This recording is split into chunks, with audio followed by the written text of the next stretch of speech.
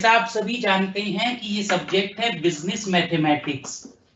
Business mathematics, तो देखो बेटा, बिजनेस मैथमेटिक्स जब तक कि आप मतलब बोर्ड पर ना पढ़ें, अपना एक रजिस्टर पेन लेकर बैठो, एक कैलकुलेटर लेकर बैठो, तो इस सब्जेक्ट को पढ़ने के कुछ रूल्स यही हैं कि जब तक आप अपने हाथ से करोगे नहीं तो बिजनेस मैथ समझ में नहीं आएगा। मैं कोई पावर पॉइंट प्रेजेंटेशन आपको दिखाता रहूं या फिर ऐसे ही कुछ बताता रहूं, उससे बात बनेगी नहीं। तो पहले आप समझ लो कि मैं कौन हूं, आपको ये सब्जेक्ट पढ़ा रहा हूं। डॉक्टर संदीप कुमार गोयल, मैं एसोसिएट प्रोफेसर हूं आचार्य नरेंद्र देव कॉलेज में, और विजिटिंग फैकल्टी हूं school of open learning university of Delhi. और आप सभी बीकॉम ऑनर सेमेस्टर 4 के स्टूडेंट्स हैं। सब्जेक्ट है बेटा ये बिजनेस मैथमेटिक्स। तो बिजनेस मैथमेटिक्स आप सभी ने, मैं मतलब होप कर रहा हूं कि 12th में मैथ्स पढ़ा होगा। अगर यहाँ पर कुछ बच्चे ऐसे हैं जिन्होंने 12th में मैथ्स नहीं पढ़ा है तो उनको थोड़ा सा मुश्किल होगा इस पेपर में, लेकिन फिर भी अगर आप मेहनत करेंगे, मेरे साथ सारी क्लासेस अटेंड करेंगे, तो आप इसको अच्छे से समझ पाएंगे। ठीक है, तो अभी तक अगर आप रजिस्टर पेन कैलकुलेटर लेकर नहीं बैठे थे तो वो बैठ जाइए। ठीक है, नेक्स्ट टाइम से कोशिश ये भी करना कि हो सके तो आप क्लास को 2 डिवाइस से ज्वाइन करना। ठीक है, एक से, ताकि कभी मैं कोई क्वेश्चन रेफर करूंगा तो क्वेश्चन आपको दिखता रहेगा, और दूसरे से अगर जो सॉल्व मैं कर रहा हूं बोर्ड पर वो आपको दिखता रहेगा। तो आप कोशिश करो कि 2 डिवाइस से अगर पॉसिबल हो नेक्स्ट टाइम से ज्वाइन करना, नहीं तो जब मैं क्वेश्चन दिखाऊं तो उसका स्क्रीनशॉट ले लिया करो, और जब सॉल्यूशन करूं तो बोर्ड पर आप उसको देखेंगे ध्यान से। ठीक है, तो पहले तो देखो, सब्जेक्ट बिजनेस मैथमेटिक्स है, थोड़ा सा मुश्किल होता है मैथ्स, आप सबको पता है, लेकिन जब हम रेगुलर रहें, अटेंटिव रहें, सही से हमें गाइडेंस मिले, तो फिर इस सब्जेक्ट को करने में कोई दिक्कत नहीं है, इंटरेस्ट बन जाएगा, मजा आने लगेगा पढ़ने में। तो देखो, अब इसको पढ़ने के लिए पहले थोड़ा सा मैं आपको सिलेबस के बारे में बता देता हूं। इसकी टोटल जो मैं बोर्ड पर लिखूंगा, या तो आप समय समय पर अपने स्क्रीनशॉट्स लेते रहें, और नहीं तो आपको क्या करना है कि मतलब एक कागज पेन जरूर हो आपके पास, और स्पीड में नॉर्मली रखूंगा, आराम से पढ़ाऊंगा, और जो भी कोई क्वेश्चन है, आपके क्वेरीज हैं, वो क्यूए टैब में लिखते रहना, बीच बीच में ब्रेक लेकर उनको भी आंसर कर दिया जाएगा। तो असेंशियल है आपके लिए, हर क्लास में मेरी रजिस्टर लेकर बैठो, पेन लेकर बैठो, मोबाइल या लैपटॉप जिससे भी क्लास अटेंड कर रहे हो उसको स्टैंड पे लगा दो, और आराम से कंफर्टेबली टेबल पर उस मतलब रख के रजिस्टर को लिखो। तो थोड़ा सा आपको अटेंटिव रहना पड़ेगा, तभी बेस्ट आप इस क्लास से लेकर जाएंगे। ठीक है, तो ये हो गई बात। और जहां बीच में आपको कुछ कहना है, सेशन की फीडबैक के बारे में लिखना है, कोई प्रॉब्लम हो रही है, तो वो सब क्यूए टैब में लिखते रहना, उनको मैं समय समय पर रिस्पॉन्ड करूंगा।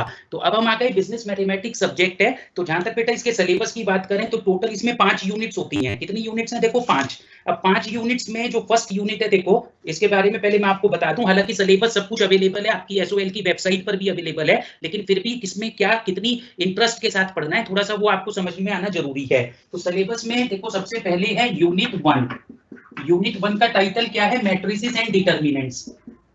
Matrices and determinants. Determinants unit 1 है, मैट्रिसेस एंड डिटर्मिनेंट्स। और जहां तक यूनिट 1 का सवाल है, ये पेपर में 12 मार्क्स की आती है। कितनी मार्क्स की? 12 नंबर की। आपका जो फाइनल पेपर होता है कितने नंबर का होता है? 75 नंबर का, 75 मार्क्स। नंबर 100 में से लगेंगे बेटा आपके, लेकिन 75 का पेपर होगा। आप सभी को पता है एसओएल का पेपर रेगुलर के बच्चों के साथ ही होता है, वही पेपर आपको आता है। तो 75 में से होगा पेपर, लेकिन वो स्केल अप होकर आपके 100 में से नंबर लग जाते हैं। तो जो ये मैं वेटेज बताता हूं कि कौन सी यूनिट कितने नंबर की है, वो 75 के हिसाब से आपको बताई जा रही है। तो 75 में से 12 नंबर की जो वेटेज है, वो कौन से है? हमारा यूनिट 1, जिसका टाइटल है मैट्रिसेस एंड डिटर्मिनेंट्स। ठीक है, तो ध्यान से आप मेरी बात सुन रहे हैं, आपको ये सब समझ आ रहा है, मैं ये उम्मीद कर रहा हूँ। कोई दिक्कत है बेटा, क्यूए टैब में लिखते रहना। तो ये यूनिट 1 की बात हो गई, 75 मार्क्स इसका पेपर में 12 नंबर की ये यूनिट आएगी। आपका स्केल अप होकर वो 100 में अपने आप पहुंच जाएगा। अब बुक कौन सी पढ़नी है, चलो मैं पहले वो भी बता दूं इस सिलेबस को बताने से पहले। ये आपको देखो स्क्रीन पर दिख रही होगी एक book, mathematics for business studies, अभी मैं लिख दूंगा बोर्ड पर, और ऑथर है डॉक्टर जेके ठुकराल। तो एक ही ये किताब आप ले लो, अगर है आपके पास तो बहुत अच्छी बात है, लेटेस्ट एडिशन ले लो ज्यादा अच्छा है, नहीं तो सेकंड हैंड पुराना भी चल जाएगा, कोई ज्यादा चेंज नहीं होता है। यहाँ मैं बुक का टाइटल लिख रहा हूँ साफ साफ, देखो mathematics, mathematics for business studies, mathematics for business studies by doctor JK. Thukral. तो एक बेटा ये बुक आप खरीद लेंगे इस सब्जेक्ट के लिए, अगर अच्छे से पढ़ना चाहते हो तो। और जो भी एग्जांपल्स मैं करवाऊंगा वो सारे वही एग्जांपल होंगे जो पेपर में आपके आ चुके हैं यूनिवर्सिटी में प्रीवियस ईयर्स में, और सभी इस बुक में अवेलेबल हैं। तो बुक अगर है या फिर खरीद लोगे तो उसको लेकर बैठना नेक्स्ट टाइम से। एसओएल का मटेरियल भी अच्छा है, उसको भी रेफर कर सकते हो। और बुक अगर ना भी खरीद पाओ किसी कारण से, तो कम से कम एक 10 ईयर तो आप खरीदते ही हो ना, वो शिवदास एंड सन्स का, तो उसको जरूर खरीद लेना, क्योंकि उससे एक आइडिया मिल जाएगा कि पिछले सालों में किस तरह के क्वेश्चन आते रहे हैं, ताकि आप अकॉर्डिंगली प्रैक्टिस कर सको। ठीक है। तो बुक देखो, मुझे मैं उम्मीद कर रहा हूं आप सबने लिख लिया होगा टाइटल। एक बार फिर दिखा रहा हूं, देखो स्क्रीन पर, mathematics for business studies title है और ऑथर है डॉक्टर जेके ठुकराल। ये लेटेस्ट एडिशन है इस किताब का, इसको आप रेफर कर लेंगे। तो स्क्रीन पर दिख रहा है आपको, बुक का टाइटल आपने लिख लिया, मैं ये उम्मीद कर रहा हूं। तो अब ये जो भी मैं बताऊंगा वो इसी बुक के रेफरेंस से बताऊंगा। तो यूनिट 1 जो है, जिसका टाइटल है मैट्रिसेस एंड डिटर्मिनेंट्स, ये 12 मार्क्स का बेटा पेपर में आना है। और इसमें अगर मैं बोलूं इस बुक के हिसाब से आपको कौन सा चैप्टर पढ़ना है इस सब्जेक्ट के लिए, मतलब इस यूनिट के लिए, तो चैप्टर 2 पढ़ना है। कौन सा चैप्टर पढ़ना है इसके लिए? चैप्टर 2। तो समझ में आई बात? अगर आप चैप्टर 2 इस किताब का ढंग से पढ़ लेते हैं तो ये 12 नंबर आपके पक्के हो जाते हैं, मैट्रिसेस एंड डिटर्मिनेंट्स। तो अब आप सोचोगे कि सर चैप्टर 1 क्यों नहीं बताया? तो चैप्टर 1 का टाइटल है मैट्रिसेस एंड डिटर्मिनेंट्स, जो बेसिक है। ये वही है जो 12th में आप पढ़कर आए थे। तो बेसिक पर कोई पेपर में सवाल नहीं आएगा, कोर्स में तो है, हालांकि टाइटल इसका है मैट्रिसेस एंड डिटर्मिनेंट्स, लेकिन हमारे पेपर में जो सवाल आएंगे वो applications of matrices and determinants के आएंगे। किसके आएंगे बेटा? Applications of matrices and determinants. तो इस बुक के हिसाब से चैप्टर 1 क्या है? Matrices and determinants. वो आप बेसिक है, पढ़ लो ना पढ़ो तो भी कोई बात नहीं। तो चैप्टर 1 आप चाहो तो इग्नोर कर सकते हो, सीधे सीधे जो पेपर में काम की बात है, क्योंकि थोड़ा सा समय तो आपको अच्छे से समझना है क्या काम की चीज है, क्या आपको जल्दी से अच्छे नंबर दिला पाएगी। तो मैं उसी कॉन्टेक्स्ट में बात कर रहा हूं। यूनिट 1 के लिए कौन सा चैप्टर पढ़ना है बेटा? चैप्टर 2। चैप्टर 1 बेसिक है, उसको पढ़कर रख लो, पढ़ना चाहते हो, नहीं तो सीधा चैप्टर 2 भी करोगे तो काम चल जाएगा। तो ये तो हो गई यूनिट 1 की बात। अब आ जाओ यूनिट 2 का नाम है बेसिक कैलकुलस। यूनिट 2 का टाइटल है बेसिक कैलकुलस। यूनिट 2 का टाइटल क्या है बेटा? Basic calculus. अब बेसिक कैलकुलस के लिए जो एग्जाम में वेटेज है वही 75 में से, वो भी 12 नंबर की है। बेसिक कैलकुलस की वेटेज भी एग्जाम में 75 में से 12 नंबर की है। और ये बेसिक कैलकुलस में बेसिकली आपका जो चैप्टर पढ़ना है आपको ध्यान से, वो बुक के हिसाब से मैं बता देता हूं। चैप्टर 7, चैप्टर 7 बेसिक कैलकुलस के लिए आपको चैप्टर 7 पढ़ना है। 5 और 6 भी हालांकि कोर्स में तो हैं, लेकिन ये इतने इंपॉर्टेंट नहीं है एग्जामिनेशन पॉइंट ऑफ व्यू से। तो आप चाहो तो चैप्टर 5 6 को बस स्टडी करो या छोड़ भी सकते हो। सीधा सीधा कंसेंट्रेट किस पर करना है? चैप्टर 7 पर, जो कि एप्लीकेशंस ऑफ डिफरेंशिएशन पर है। और उसका टाइटल क्या है यूनिट का? Basic calculus. तो चैप्टर 7 में से मान लो 12 नंबर का पेपर में सवाल आना है, चैप्टर 2 में से आपके 12 नंबर की वेटेज है पेपर के लिए। अब इसी तरह देखो आगे चलते हैं। यूनिट 3 का नाम है एडवांस्ड कैलकुलस। यूनिट 3 का नाम क्या है? Advanced calculus. यूनिट 3 का टाइटल क्या है? देखो एडवांस्ड कैलकुलस। और यूनिट 3 की वेटेज जो पेपर में है वो 18 नंबर की है, 18 मार्क्स। यूनिट 3 का टाइटल क्या है बेटा? Advanced calculus. और इसकी वेटेज पेपर में जो है वो 18 नंबर की है। तो इतनी बात समझ में आ रही है? अब इसके लिए कौन से चैप्टर पढ़ने हैं एडवांस्ड कैलकुलस के लिए? इसमें आपका पार्शियल डिफरेंशिएशन, इंटीग्रेशन। तो देखो मैं बता देता हूं चैप्टर कौन कौन से हुए। पार्शियल के लिए चैप्टर 8 है हालांकि, तो चैप्टर 9 और चैप्टर 11 ये दो अच्छे से यहां पढ़ने हैं। चैप्टर 9 एंड 11 ये 18 नंबर लेने के लिए आपको कौन से दो चैप्टर अच्छे से पढ़ने हैं? इस किताब के हिसाब से ये सारी बातें मैं बता रहा हूं, ठीक है? चैप्टर 9 एंड चैप्टर 11, और ये सब मैं पढ़ाऊंगा भी एक एक करके, जब शुरू करूंगा तो आप चीजों को समझने लगोगे। और चैप्टर 9 और 11 का जो बेसिक इसने दिया हुआ है वो 8 और 10 में दिया हुआ है। तो 8 और 10 पढ़ना चाहो पढ़ो, नहीं पढ़ना चाहो छोड़ दो। पेपर में जो सवाल आएंगे वो मैं आपको बता रहा हूं कहां से आएंगे, चैप्टर 9 और 11, ठीक है? जब 10 ईयर पेपर लेकर देखोगे तो आपको ये सारी बातें समझ आ जाएंगी जो ये मैं पढ़ा रहा हूं। और अपने 22 साल के एक्सपीरियंस से आपको ये सारी चीजें बता रहा हूं। पिछले 22 साल से ये सब्जेक्ट में पढ़ाता हूं दिल्ली यूनिवर्सिटी में, तो आपको धीरे धीरे चीजें क्लियर हो जाएंगी, ठीक है? तो यूनिट 3 की बात हो गई बेटा, क्या नाम है इसका? Advanced calculus. टोटल 18 नंबर का है और इसके लिए दो चैप्टर आपको ध्यान से पढ़ने हैं। कौन से दो चैप्टर हैं? चैप्टर नंबर 9 और चैप्टर नंबर 11। इसके बाद देखो यूनिट 4 है मैथमेटिक्स ऑफ फाइनेंस। यूनिट 4 है मैथमेटिक्स ऑफ फाइनेंस। और मैथमेटिक्स ऑफ फाइनेंस की वेटेज पेपर में कितनी है? 15 नंबर की, 15 मार्क्स। 75 नंबर के पेपर में ये 15 नंबर का आएगा। और यूनिट 4 का नाम क्या है? Mathematics of finance. और इस पर जो आपको बुक में एक ही चैप्टर है, कौन सा? चैप्टर 12। ये ढंग से पढ़ना है, चैप्टर 12 मैथमेटिक्स ऑफ फाइनेंस। ये यूनिट कौन सी हुई? 4। और कितने नंबर की आएगी पेपर में? 15 नंबर की, ठीक है? इसके बाद देखिए यूनिट 5 है लीनियर प्रोग्रामिंग। यूनिट 5 का नाम लीनियर प्रोग्रामिंग। यूनिट 5 है लीनियर प्रोग्रामिंग। लीनियर प्रोग्रामिंग कितने नंबर की है? 18 नंबर की, 18 मार्क्स। यूनिट 5 लीनियर प्रोग्रामिंग, इससे सवाल कितने नंबर के आएंगे पेपर में? 18 नंबर के। और इसको जो आपको देखना है यूनिट 5 को, बुक में कौन कौन से चैप्टर हैं देखो इसके लिए। Chapter number 3 and 4, chapter number 3 and 4, ठीक है। तो क्या समझ आया आपको? ध्यान से, टोटल हमारे सिलेबस 5 यूनिट्स में डिवाइडेड है। कौन कौन सी 5 यूनिट है? यूनिट 1 मैट्रिसेस एंड डिटरमिनेंट्स, कितने नंबर के सवाल आते हैं इसमें? 12 नंबर के। यूनिट 2 बेसिक कैलकुलस, 12 नंबर की है। इसमें यूनिट 1 के लिए हमें चैप्टर 2 ढंग से पढ़ना है इस किताब का। यूनिट 2 के लिए हमें कौन सा? चैप्टर 7 अच्छे से पढ़ना है। यूनिट 3 का नाम क्या है? एडवांस्ड कैलकुलस, कितने नंबर की आएगी? 18 नंबर की, ठीक है। इसके लिए कौन से चैप्टर अच्छे से पढ़ने हैं? Chapter number 9 and chapter number 11। Unit 4 का नाम क्या है बेटा? मैथमेटिक्स ऑफ फाइनेंस, कितने नंबर की आएगी? 15 नंबर की। इसको अच्छे से पढ़ने के लिए कौन सा चैप्टर पढ़ना है? 12, chapter 12।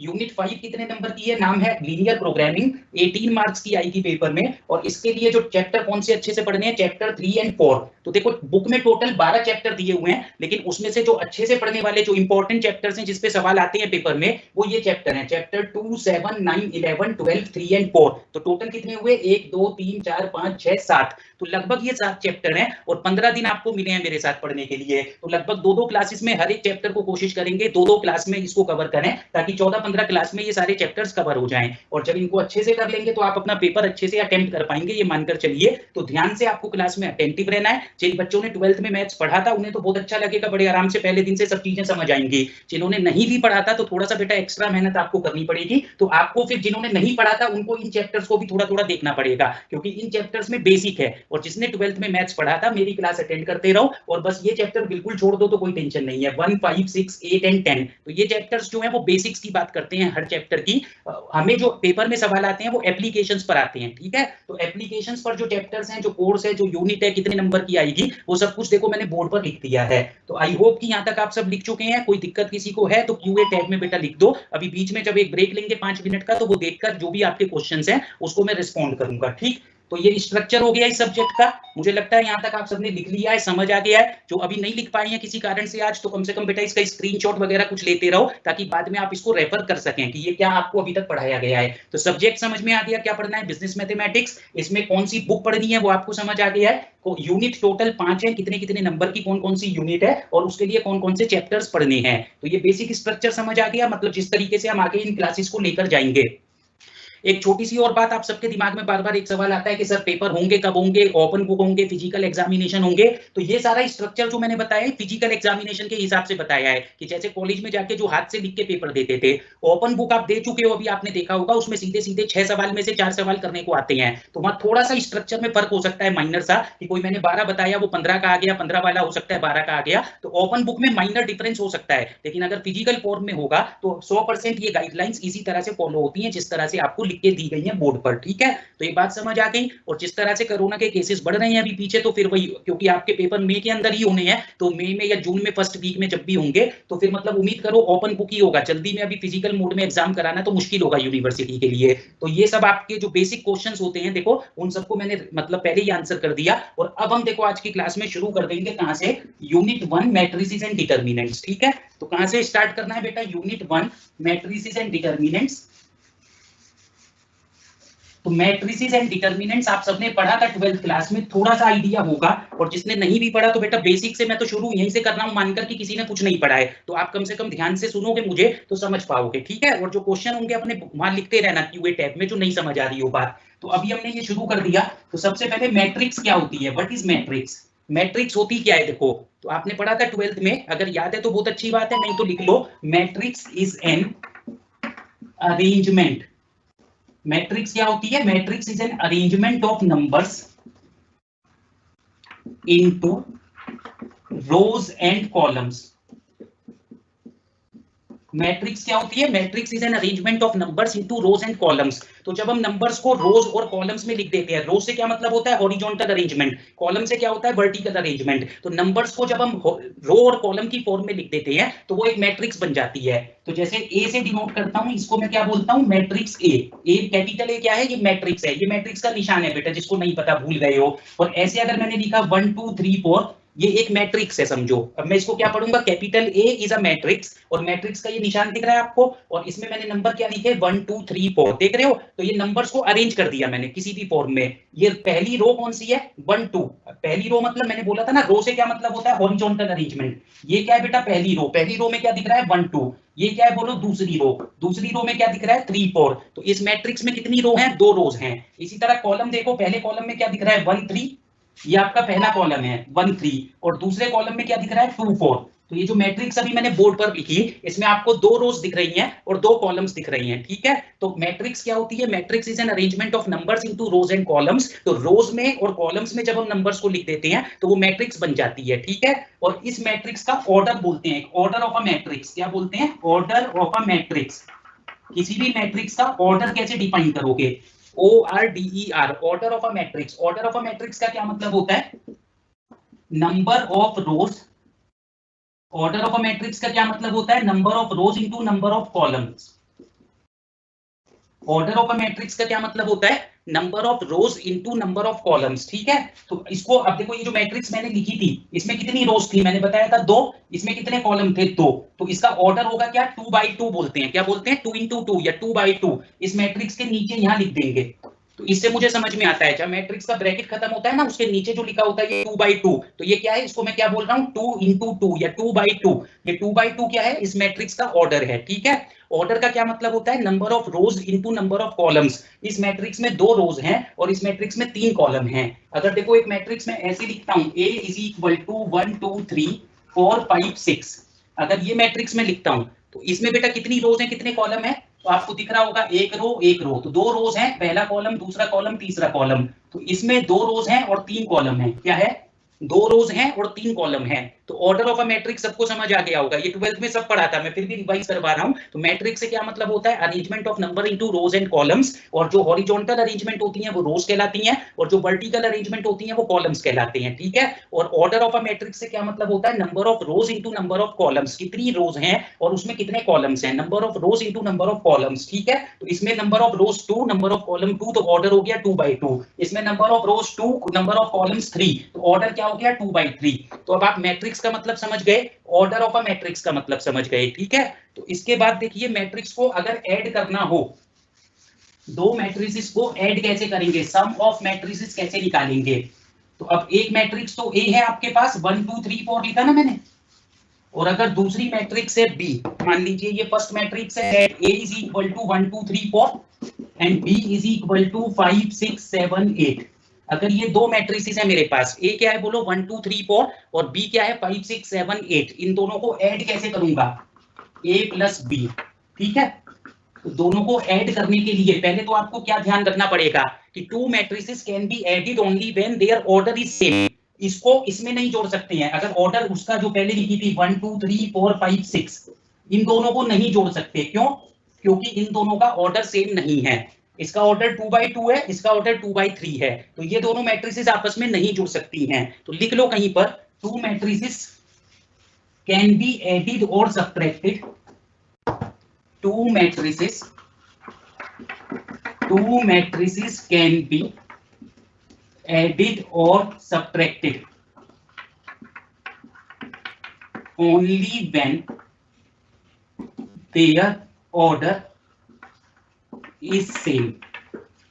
Order is same. Two matrices can be added or subtracted only when their order is same. तो अगर आप दो मैट्रिसेस को जोड़ना या घटाना चाह रहे हैं तो उसके लिए जरूरी क्या है बेटा, दोनों मैट्रिसेस का ऑर्डर सेम होना चाहिए। तो जब ऑर्डर सेम होगा तभी वो जुड़ेंगी या तभी घटेंगी, अगर ऑर्डर डिफरेंट है तो नहीं होगा। ऑर्डर क्या था, number of rose into number of columns, तो दोनों में नंबर ऑफ रोज और नंबर ऑफ कॉलम्स सेम होने चाहिए। तो इसमें कितनी रोज है कितने कॉलम है, 2 रो 2 कॉलम, इसमें भी कितनी रोज कितने कॉलम है, 2 रोज 2 कॉलम, इसका भी ऑर्डर 2 by 2 है, इसका भी ऑर्डर 2 by 2 है। तो इन दोनों मैट्रिसेस को हम ऐड कर सकते हैं। तो कैसे ऐड करेंगे, देखो अब ऊपर लिख लो, जब ऐड करोगे तो कॉरेस्पॉन्डिंग एलिमेंट्स ऐड करोगे, ठीक है। ए क्या है बेटा 1 2 3 4 और बी क्या है 5 6 7 8, तो करिए दोनों को ऐड। तो इधर देखो मेरी तरफ, जब यहाँ पहला नंबर पहले में जुड़ेगा 1 5 में, 2 जुड़ेगा 6 में, 3 जुड़ेगा 7 में एंड 4 जुड़ेगा 8 में। तो कॉरेस्पॉन्डिंग एलिमेंट्स आर एडेड। जब दो मैट्रिसेस को जोड़ेंगे तो क्या करोगे, उनके कॉरेस्पॉन्डिंग एलिमेंट्स को जोड़ोगे, ठीक है। तो देखो 1 प्लस क्या होगा 5, 2 प्लस क्या होगा 6, 3 प्लस क्या होगा 7 एंड 4 प्लस क्या होगा 8। तो ये कितना आ जाएगा 1 प्लस 5 6, 3 प्लस 7 10, 2 प्लस 6 8, 4 प्लस 8 12। ठीक है, तो देखो ये दो मैट्रिसेस हमने जोड़ ली। जोड़ने के लिए क्या करना है, इसका क्या रूल है, एक तो ऑर्डर सेम होना चाहिए था। अब एक ये भी सेंटेंस नोट कर लो, when two matrices are added or subtracted, when two matrices are added or subtracted, their corresponding when two matrices are added or subtracted, their corresponding numbers are added or subtracted। क्या मतलब हुआ, ये जो अभी मैंने ऊपर किया था कि जब हम दो मैट्रिसेस को जोड़ेंगे, when two matrices are added or subtracted, their corresponding numbers are added or subtracted। अगर दो मैट्रिसेस को जोड़ना है तो कॉरस्पॉन्डिंग नंबर्स को जोड़ना है। इसी तरह जब दो मैट्रिसेस को घटाना है तो कॉरस्पॉन्डिंग नंबर्स को घटाना है। तो देखो बेटा कॉरस्पॉन्डिंग नंबर से क्या मतलब है, पहला पहले में जुड़ेगा, दूसरा दूसरे में जुड़ेगा, तीसरा तीसरे में जुड़ेगा, चौथा चौथे में जुड़ेगा। ठीक है, तो मतलब ये मतलब है इस सेंटेंस से कि जब हम दो मैट्रिसेस को जोड़ेंगे, when two matrices are added or subtracted, their corresponding numbers are added or subtracted। तो उनके कॉरस्पॉन्डिंग नंबर जुड़ेंगे या कॉरस्पॉन्डिंग नंबर्स घटेंगे। ठीक है, तो ये तो हो गया दो मैट्रिसेस को जोड़ना कैसे है। तो यहां तक आप देख रहे हैं, लिख चुके हो। इसके बाद अब दो मैट्रिसेस को अगर घटाना है तो देखो कैसे घटाओगे। अगर इन्हीं दोनों मैट्रिसेस को मुझे सब्ट्रैक्ट करना था, घटाना था, तो a माइनस बी, देखिए 1 2 3 4 इसी तरह घटा दोगे 5 6 7 8। ठीक है, तो 1 में से 5 गया, ऐसे लिखोगे ना, 2 माइनस 6, 3 माइनस 7, 4 माइनस 8। तो आप सबको समझ आ गया होगा मैं क्या कह रहा हूं, क्या कर रहा हूं कि जब हम ऐड कर रहे हैं तो कॉरस्पॉन्डिंग एलिमेंट्स ऐड होंगे, और जब सब्ट्रैक्ट कर रहे हैं तो कॉरस्पॉन्डिंग एलिमेंट्स सब्ट्रैक्ट होंगे। तो इधर 1 में से 5 गया तो कितना आ गया -4, 2 में से 6 गया तो -4, 3 में से 7 गया तो -4, और 4 में से 8 गया तो -4। इतनी बात समझ आ रही है। तो दो मैट्रिसेस देखो मैंने आपको ऐड करके दिखा दी हैं, दो मैट्रिसेस आपको सब्ट्रैक्ट करके दिखा दी हैं। तो अब आप a प्लस बी निकालना सीख गए हैं, a माइनस बी निकालना सीख गए हैं। जिन्होंने 12th में किया था ये चैप्टर, तो इतना तो आप सबको आता है, एडिशन सब्ट्रैक्शन मल्टीप्लिकेशन। तो ये सब चीजें देखो आपको आती हैं, लेकिन रिवाइज क्यों कराई जा रही हैं, क्योंकि कुछ बच्चे ऐसे हैं जिन्होंने नहीं पढ़ा था, या फिर जो पढ़े थे भूल गए। तो उसके लिए ये 10-15 मिनट में थोड़ी सी रिवीजन करा रहा हूँ, फिर अभी आगे चलेंगे। तो a माइनस बी निकल गया। यहाँ भी एक बात समझने की थी कि मैट्रिसेस में से अगर कोई स्केलर कॉमन लेते थे तो वो पूरी मैट्रिक्स में से लिया जाता है। इसमें से चाहूं तो मैं -4 कॉमन ले सकता हूं, तो रिजल्ट फाइनली कैसे लिखूंगा, 1 1 1 1। ये आपको याद आ रहा होगा मैं क्या कह रहा हूं कि मैट्रिक्स में से अगर कॉमन लेते हैं तो पूरी मैट्रिक्स में से लेना पड़ता है। लेकिन जिसने पढ़ा था उसे याद है कि डिटरमिनेंट में से अगर कॉमन लेते हैं तो पूरे डिटरमिनेंट में से नहीं लेते, किसी रो में से या किसी कॉलम में से लेते थे। तो उसकी बात अभी मैं नहीं कर रहा हूं। तो अभी आपने ये देखा a प्लस बी कैसे निकलेगा और a माइनस बी कैसे निकलेगा। तो सम ऑफ द मैट्रिक्स करना आ गया, आपको सब्ट्रैक्शन करना आ गया, मैट्रिक्स का मतलब समझ में आ गया, ऑर्डर ऑफ अ मैट्रिक्स समझ में आ गया कि मैट्रिक्स का ऑर्डर क्या होता है, number of rose into number of columns. क्या होता है मैट्रिक्स का order, number of rose into number of columns. ठीक है, तो उसमें कितनी रोज हैं और कितने कॉलम हैं वो आपका ऑर्डर ऑफ अ मैट्रिक्स बताता है। अब इसके बाद देखिए बेटा मल्टीप्लिकेशन ऑफ मैट्रिसेस, जो थोड़ा सा मुश्किल होता है, जिसको अच्छे से समझना है। Multiplication of matrices, multiplication of matrices. तो दो मैट्रिसेस मल्टीप्लाई करनी है। अब मुझे a इंटू बी निकालना है। ठीक है, तो उसके लिए पहले लिख लो कि मल्टीप्लिकेशन का रूल होता है, जैसे एडिशन सब्ट्रैक्शन का रूल था ना, कौन सी दो मैट्रिक्स को जोड़ रहे थे हम, कौन सी दो मैट्रिक्स को घटा रहे थे, इनका ऑर्डर सेम था। लेकिन मल्टीप्लिकेशन का रूल कुछ और है। तो मल्टीप्लिकेशन के लिए क्या जरूरी है, देखो लिखो, to matrices of the order m into n and n into p are multiplicable। तो क्या जरूरी है मल्टीप्लिकेशन के लिए, to matrices of the order, दो मैट्रिसेस होंगी, मैट्रिसेस का ऑर्डर क्या होना चाहिए m into n, और दूसरी का क्या होना चाहिए n into p। तो क्या देखा आपने, पहली में जो नंबर ऑफ कॉलम है, ये n दिख रहा है ना आपको, जो पहली मैट्रिक्स का नंबर ऑफ कॉलम है वो दूसरी मैट्रिक्स के नंबर ऑफ रोज के बराबर होना चाहिए। ठीक है, मल्टीप्लिकेशन का क्या रूल है, पहली का कॉलम जो है वो दूसरी की रो के बराबर होना चाहिए। ये कुछ भी हो सकता है, m इंटू पी से कोई मतलब नहीं है। ये वाला n देखो और यहाँ पर n देखो, तो क्या लिखा है मैंने, क्या कह रहा हूं मैं आपको, two matrices of the order m into n and n into P are multipliable. तो दो मैट्रिसेस मल्टीप्लाई हो सकती हैं अगर उनका ऑर्डर क्या है बोलो, पहली का ऑर्डर है m इंटू n और दूसरी का ऑर्डर है n इंटू पी। तो दीज टू मैट्रिसेस आर मल्टीप्लीकेबल। इतनी बात समझ आ रही है?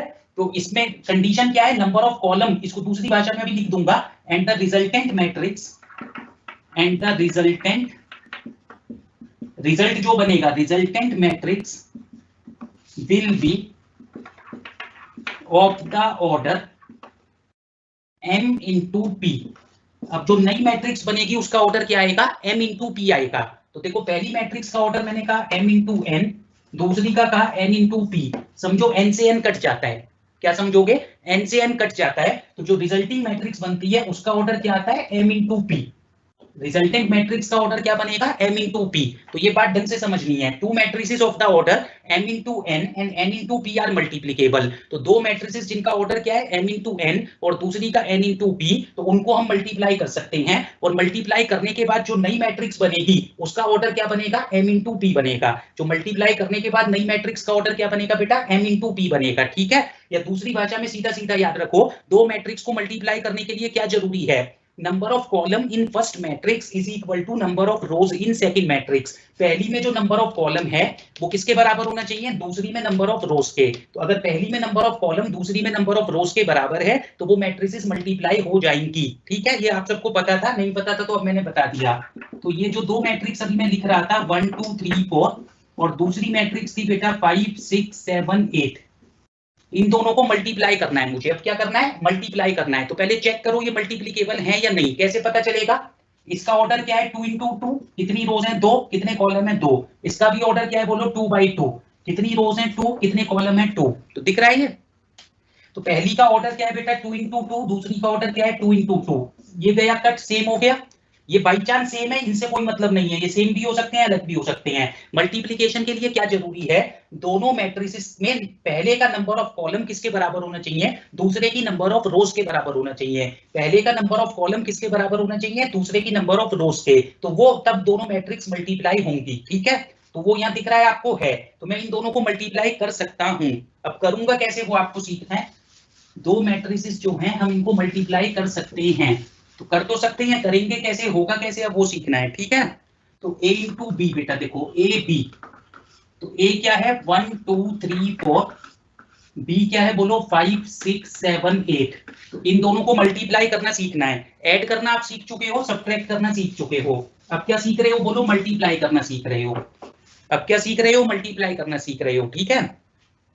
तो a इंटू बी मल्टीप्लाई हो सकती है, वो मैंने चेक करवा दिया आपको। तो अब थोड़ा सा मेरे साथ याद करो पहले लिखने से, कि जब हम दो मैट्रिसेस को मल्टीप्लाई करेंगे तो कैसे करेंगे। पहले फर्स्ट रो को पकड़ोगे, यहाँ फर्स्ट रो देख रहे हो, इसको क्या करोगे, फर्स्ट कॉलम से मल्टीप्लाई करोगे, फर्स्ट रो को फर्स्ट कॉलम से, और corresponding elements are multiplied and added. देखो मैं लिख रहा हूं, समझो 1 इंटू 5, ये वाला 1, ये ऐसे देख लो, ये 1 है, ये फर्स्ट रो है, ये फर्स्ट कॉलम है, दिख रहा है। तो अब मैं क्या कह रहा हूं, 1 इंटू 5, बीच में हमेशा प्लस लगाओगे, 2 इंटू 7, ये देखो यहां लिखा मैंने 2 इंटू 7। जब हम दो मैट्रिसेस को मल्टीप्लाई करेंगे तो कैसे मल्टीप्लाई करेंगे, याद करो मेरे साथ, पहले फर्स्ट रो लेंगे इधर से, उसको फर्स्ट कॉलम से मल्टीप्लाई करेंगे, तो first row into first column ऐसे बोलो, ठीक है। और एक सेंटेंस क्या याद रखो, corresponding elements are multiplied and added. क्या बोल रहा हूं, corresponding elements are multiplied and added, मतलब पहले वाला नंबर पहले वाले से मल्टीप्लाई होगा, बीच में प्लस डालो, दूसरे वाला दूसरे से, तीसरा होता तो तीसरा तीसरे से। तो ये first row into first column हो गया। अब इसी तरह देखो, इस रो को छोड़ोगे नहीं, अब इसको सेकंड कॉलम से करोगे, उसके बाद थर्ड होता तो थर्ड से भी करते। तो अब यहां पर लिखोगे आगे, first row into first column हो गया, अब first row into second column करो इसी तरह, 1 इंटू 6 प्लस 2 इंटू 8। देखो समझ आया, क्या कर रहे हैं, मैट्रिसेस को मल्टीप्लाई कर रहे हैं। तो first row into first column बेटा ये रहा, first row into first column, corresponding elements are multiplied and added. इसी तरह first row into second column बेटा ये रहा, क्या किया है, corresponding elements are multiplied and added. अगर यहाँ थर्ड कॉलम होता तो एक और लिखते, first row into third column, 3 से ज्यादा आएंगे नहीं आपके पास, 2 का या 3 का ही क्वेश्चन होगा पेपर में। तो ये दो बात समझ आ गई। तो जब फर्स्ट रो का काम निपट गया तो इसी तरह नीचे आ जाओगे, अब सेकंड रो को पकड़ोगे, तो second row into first column, इसी तरह second row into second column, फिर इसके बाद अगर तीसरी रो होती तो और नीचे आ जाते, फिर third row into first column, third row into second column. तो एक एक रो को पकड़ना है, उसको एक एक कॉलम से मल्टीप्लाई करना है और कॉरेस्पॉन्डिंग एलिमेंट्स को क्या करना है, मल्टीप्लाई एंड ऐड करना है। क्या करना है बोलो, कॉरेस्पॉन्डिंग एलिमेंट्स को मल्टीप्लाई एंड ऐड करना है। अब इधर नीचे देखिए ध्यान से, सेकंड रो देख रहे हैं बेटा, ये सेकंड रो, अब इसको मैं फर्स्ट कॉलम से करूंगा, देखो इसी तरह 3 into 5 प्लस 4 into 7, तो ये समझ में आ रहा है। इसी तरह आप सेकंड रो को किससे करूंगा, सेकंड कॉलम से। तो एक ही बार समझना है, फिर बार बार तो यही काम करना है ना, प्रैक्टिस करनी है। तो एक बार ढंग से समझ में आ गया तो फिर कोई दिक्कत नहीं होगी। 3 into 6 प्लस 4 into 8, देखो ध्यान से, 3 into 6 प्लस 4 into 8। तो मल्टीप्लिकेशन के लिए दो तीन सेंटेंस मेरे साथ याद कर लो। पहली बात क्या है, एक एक रो को पकड़ेंगे, एक एक कॉलम से मल्टीप्लाई करेंगे, ठीक है। दूसरा सेंटेंस क्या है, जैसे first row into first column किया तो corresponding elements are multiplied and added, corresponding elements को मल्टीप्लाई करना है और ऐड करना है।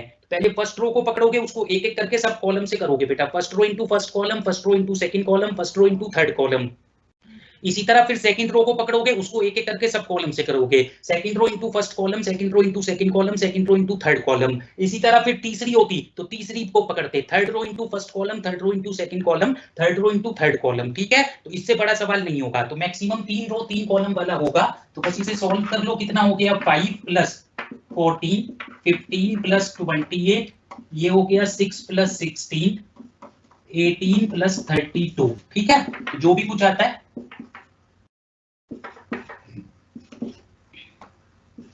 तो ये a इंटू बी निकाल दिया हमने, ठीक है।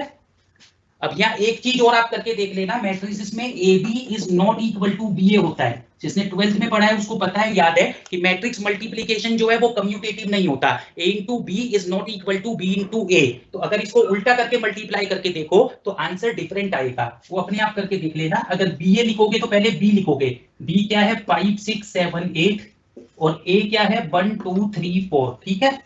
तो अगर b इंटू ए निकालोगे तो पहले b लिखना बेटा, फिर a लिखना और मल्टीप्लाई करके देखना, आंसर ये नहीं आएगा, कुछ और आएगा। तो क्यों, ऐसा क्यों होता है, क्योंकि मैट्रिसेस में A B is not equal to B A B और बी ए आपस में बराबर नहीं होते हैं, इसीलिए ऐसा होता है, ठीक है। तो मैट्रिक्स का मतलब समझ आ गया, ऑर्डर ऑफ अ मैट्रिक्स समझ आ गया। उसके बाद आपने पढ़ा क्या, एडिशन कैसे करते हैं, सब्ट्रैक्शन कैसे करते हैं और मल्टीप्लिकेशन कैसे करते हैं। अब इन सब चीजों की एप्लीकेशन हम करेंगे जब, तो समझोगे ये बेसिक क्यों पढ़ रहे हैं, इसका क्या फायदा है।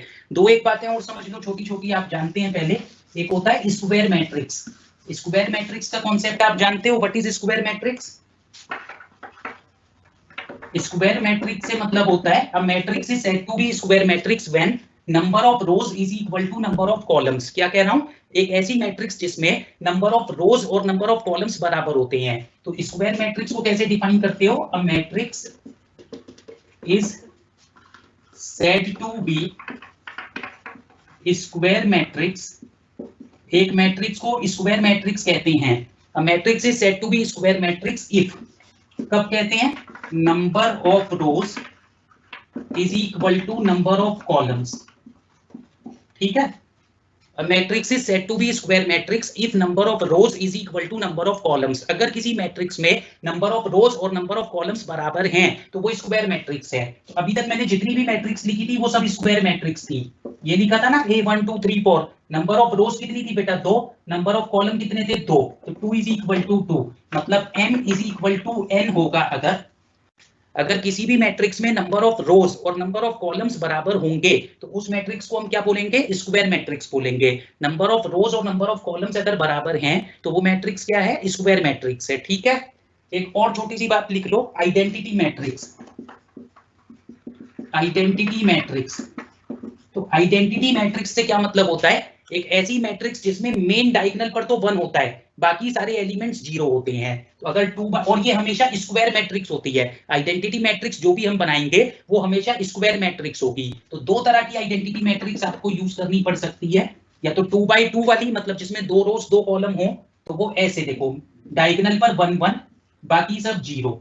तो ये क्या लिखा है मैंने, आइडेंटिटी मैट्रिक्स जिसका ऑर्डर क्या है 2 by 2।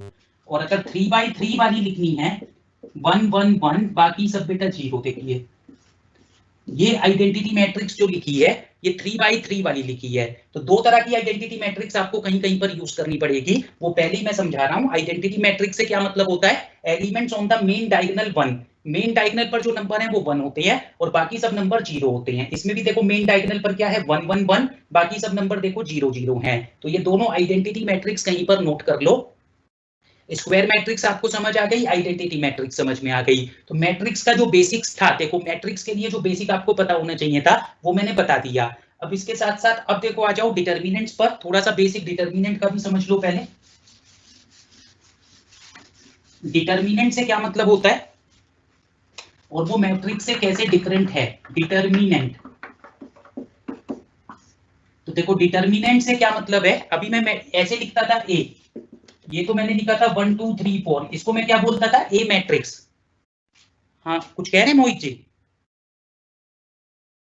तो अभी देखो बेटा क्या कह रहा हूं, ए जो लिखता था मैं ए मैट्रिक्स 1 2 3 4, और अगर इसको लिखूंगा इस फॉर्म में, sorry, A is equal to 1 2 3 4, तो ये डिटर्मिनेंट है। तो आप सभी को समझ आ रहा होगा मैट्रिक्स और डिटर्मिनेंट में क्या फर्क है। ये सिंबल एक तो देख रहे हो यहाँ पर किस तरह से सिंबल बनाया गया था और यहाँ पर किस तरह से सिंबल बनाया गया है। तो ये डिटर्मिनेंट का सिंबल है, ये मैट्रिक्स का सिंबल है, ठीक है सर। तो ए डिटर्मिनेंट जब मैं लिखूंगा इस तरह से लिखूंगा, ए मैट्रिक्स जब मैं लिखूंगा इस तरह से लिखूंगा। मैट्रिक्स को, अकेली मैट्रिक्स को सॉल्व नहीं कर सकते हैं, लेकिन अकेले डिटर्मिनेंट को हम सॉल्व कर सकते हैं, ठीक है। तो अभी देखो दो मैट्रिसेस को तो किया था हमने, जब दो मैट्रिसेस थी मेरे पास उसको मैंने ऐड किया था, उसको सब्ट्रैक्ट किया था, उसको मल्टीप्लाई किया था। एक अकेली मैट्रिक्स अगर थी तो उसका हम कुछ नहीं कर सकते थे, लेकिन अगर एक अकेला डिटर्मिनेंट है तो उसको सॉल्व कर सकते हैं। कैसे, अब ये देखिए अगर ए डिटर्मिनेंट मेरे पास है, ए डिटर्मिनेंट 1 2 3 4, एक सेकंड बेटा,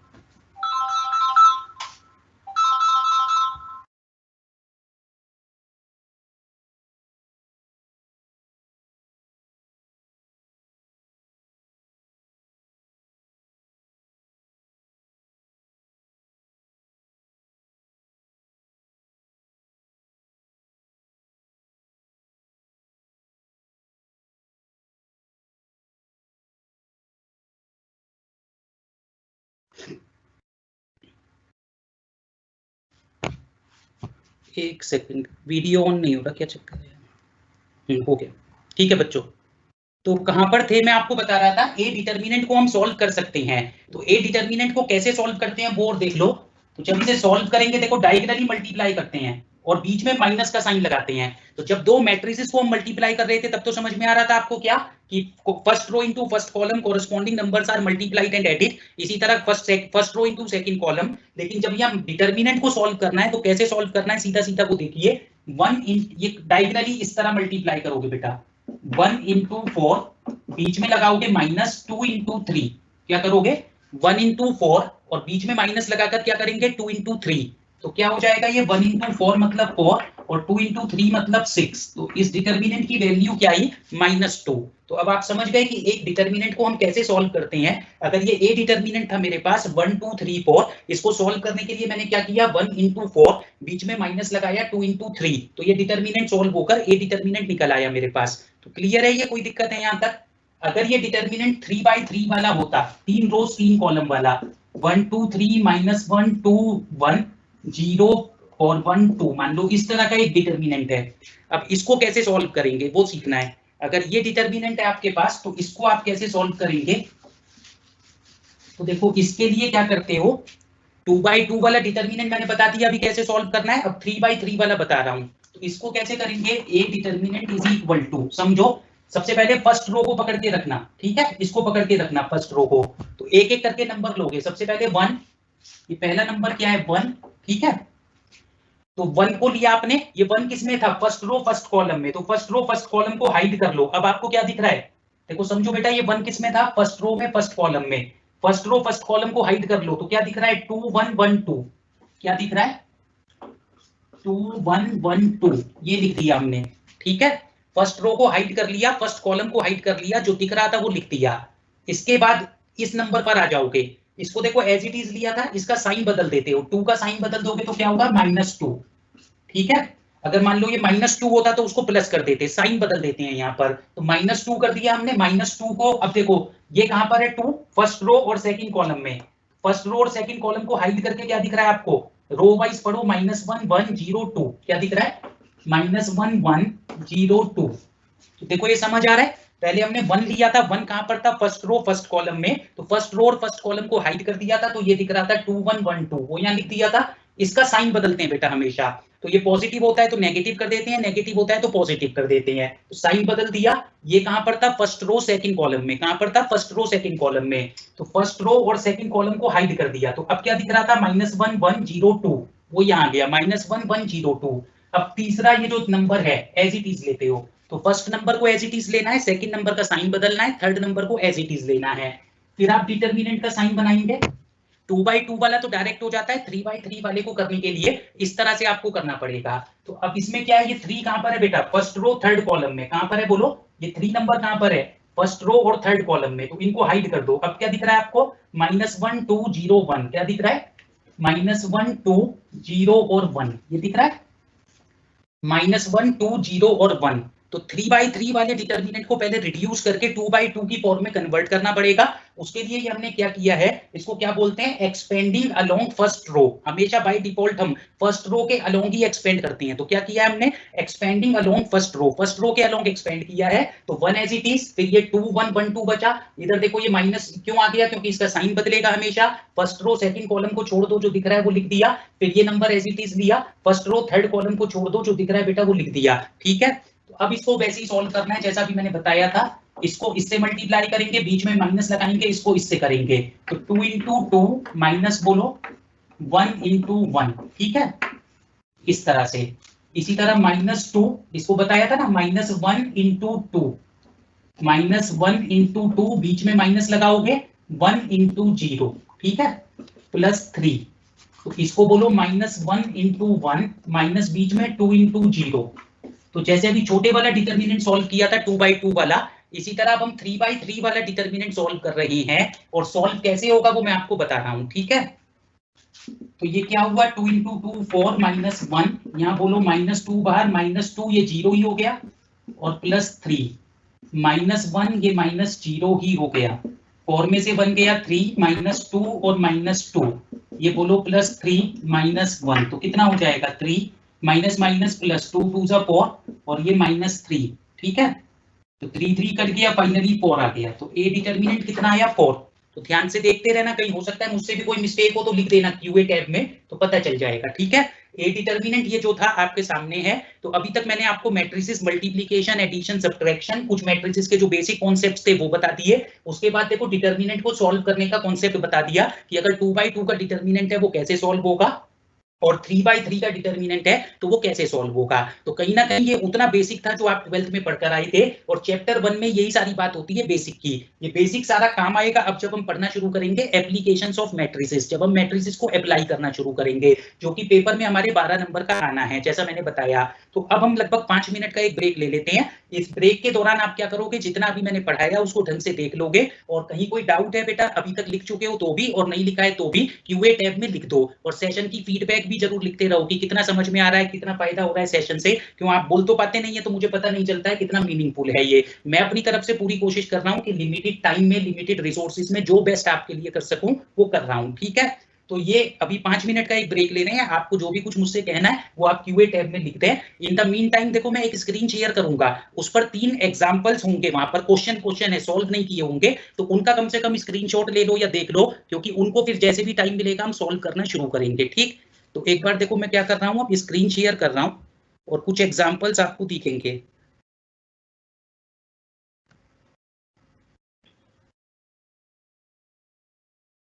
तो स्क्रीन दिखने लगा होगा आपको। इसमें क्या मैं आपको दिखाना चाह रहा हूँ अभी, बेटा एक ही एग्जाम्पल 5 दिख रहा होगा। तो मैं रुका हूं 1 मिनट के लिए, इसको कम से कम स्क्रीनशॉट ले लो, क्योंकि जब मैं सॉल्व करूंगा उस समय ये क्वेश्चन आपके हाथ में होना चाहिए, ठीक है। ये जेके ठुकराल की ही किताब से है, एग्जाम्पल 5, और 2 बार तो लिखा हुआ है, ये पेपर में आया है, 2 बार नहीं, पिछले 10 साल में देखोगे तो 3-4 बार आया होगा, बार बार ये अपडेट करते नहीं है। तो आई होप कि एग्जाम्पल 5 आप ले चुके हैं। इसके बाद ये है देखो एग्जाम्पल 12, इसको भी ले लो। अच्छा, आपने कोई अपना व्हाट्सएप ग्रुप अगर बनाया हुआ है तो कोई बच्चा जो उसका एडमिन है, कोई एक स्टूडेंट और जो रेगुलर रहेगा मेरी क्लास में, तो क्यूए टैब में अपना नाम और मोबाइल नंबर लिख दो कम से कम, ठीक है। तो मैं एक स्टूडेंट को ये सब भेज दिया करूंगा जो क्वेश्चन है कम से कम, ताकि नेक्स्ट क्लास में आप रेडी रहें कि भाई आज सर क्या कराने वाले हैं, तो आप आगे व्हाट्सएप ग्रुप पर लिख देंगे, मतलब भेज देंगे वो इंफॉर्मेशन, वो मटेरियल। तो एग्जाम्पल 12 आपने ले लिया, मुझे किसी ग्रुप में ऐड मत करना, आप आपस में एक ग्रुप बना सकते हो और कोई एक स्टूडेंट, जो भी अभी मैं नाम बता दूंगा अगर लिखा है किसी ने, तो एक स्टूडेंट कोई मुझे नाम बताएगा तो उसके साथ मैं टच में रह सकता हूँ, प्रोवाइडेड वो इन्फॉर्मेशन आगे सब बच्चों को भेज रहा हो। एग्जाम्पल 21 देखो, एक ये है, ये सब वो एग्जाम्पल्स हैं जिनको कुछ को आज कुछ को नेक्स्ट टाइम हम कोशिश करेंगे यहाँ क्लास में करने की। तो आपके पास वही जो मैं दो डिवाइस की बात कर रहा था कि क्वेश्चन जब एक हाथ में हो और सॉल्व हम कर रहे हैं तो वो दूसरे में लिख पाओगे तो ज्यादा आसान रहेगा, नहीं तो ये सब मैं डिक्टेट करूंगा तो प्रॉब्लम होगी लिखने में और फिर समझने में। इसके बाद ये लास्ट एक, ये देखो एग्जाम्पल 23, तो अभी भी जो रह गया है बेटा इसको ले लो जरा, एग्जाम्पल 23, कम से कम आज की क्लास में इनको लेके रखो स्क्रीनशॉट्स। ये सब मैं यहाँ बोर्ड पर सॉल्व करूंगा, ठीक है, तो क्वेश्चन आपके पास हो और प्रेफरेबली दूसरे डिवाइस से आप देख पाओ क्वेश्चन को, थोड़ा सा ऐसे अरेंज करके रखना, क्योंकि एक से देख के आप सॉल्व कर रहे होंगे।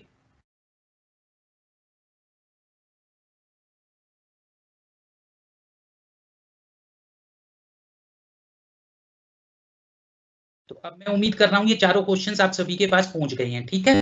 तो एक बार मैं देख लेता हूँ, 5 मिनट मैंने बोला, आप लोग ब्रेक ले सकते हैं ताकि और ज्यादा अटेंशन के साथ आगे हम क्लास को कंटिन्यू कर पाए।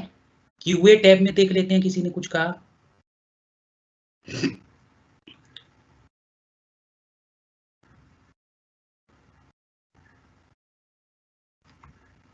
सिक्सटी थ्री चैट्स हैं, ओके। बुक बेटा मैं बता चुका हूँ, डॉक्टर जे के ठुकराल की किताब है, मैंने दिखाया था, एक बार फिर दिखा दूंगा अगर आप बाई चांस लेट ज्वाइन किए थे।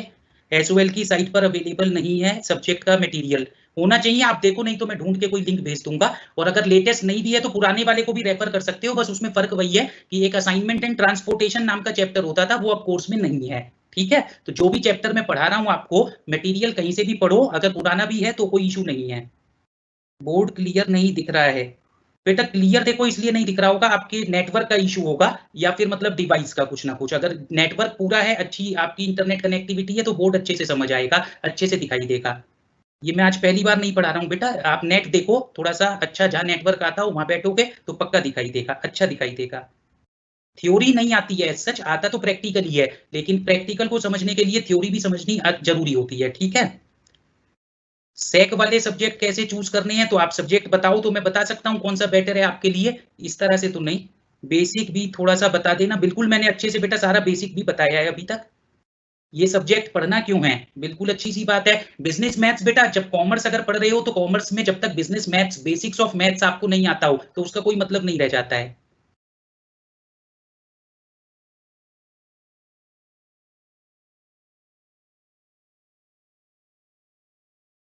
बिजनेस मैथ्स में चैप्टर कौन कौन से हैं, मैंने क्लास जब शुरू हुई थी तो बताया था, अभी जो मैं पढ़ा रहा हूँ बुक के हिसाब से चैप्टर 2 पढ़ा रहा हूँ, चैप्टर का टाइटल क्या है, एप्लीकेशंस ऑफ मैट्रिसेस, क्या नाम है बेटा, applications of matrices to business and economics. तो इस टाइटल का जो भी चैप्टर आपको दिखाई देगा ये 12 नंबर का है, कहीं से भी आप इसको पढ़ लो, ठीक है।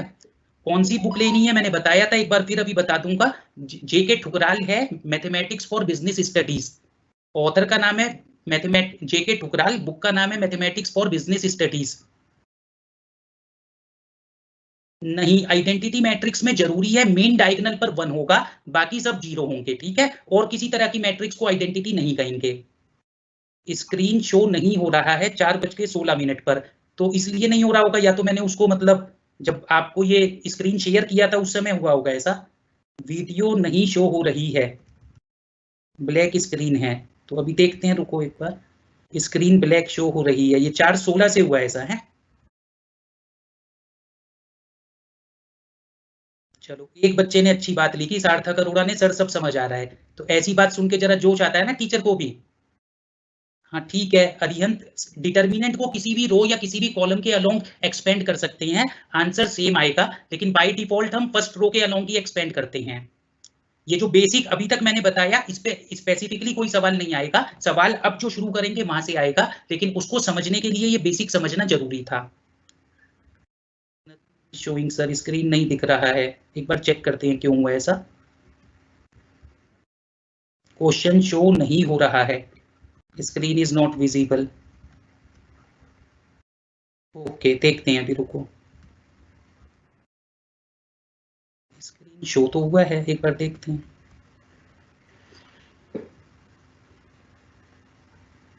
ठीक है, सभी चैप्टर स्क्रीन पर दिखाते हैं। ओके, कोई क्वेश्चन नहीं दिख रहा है। एक नंबर अभी किसी बच्चे ने लिखा है, अजाजुल है, इसको देखते हैं, अभी रुकिए। Screen is not visible.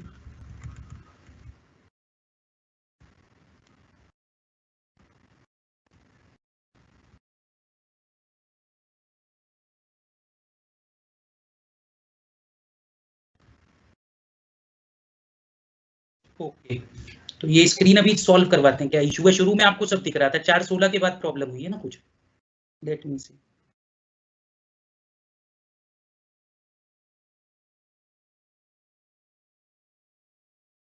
1 घंटे से नहीं दिख रहा है, ऐसा नहीं हो सकता बेटा। डिटर्मिनेंट सॉल्व किया था वो तो दिखा होगा ना आप सभी को, जब डिटर्मिनेंट सॉल्व किया था। रुको, ओके।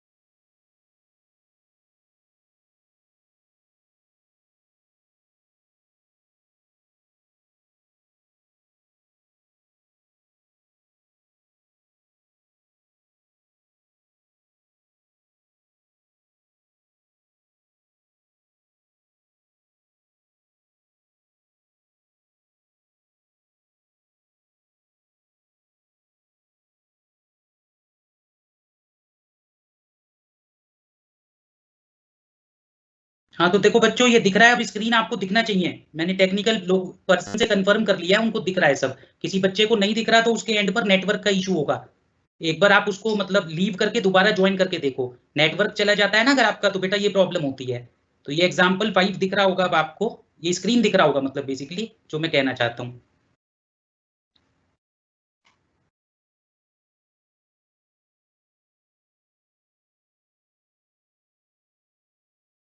ठीक है,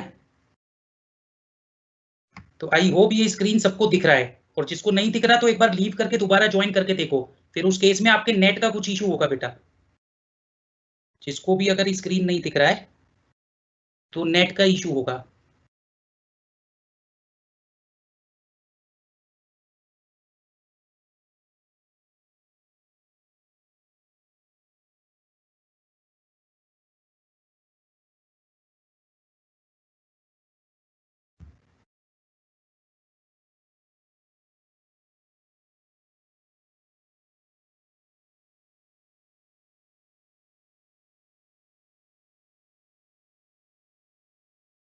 अब मैंने स्क्रीन बंद कर दिया है और इसके बाद अभी 2 मिनट में देखो ज्वाइन शुरू करते हैं जहां तक हमने लिखा था।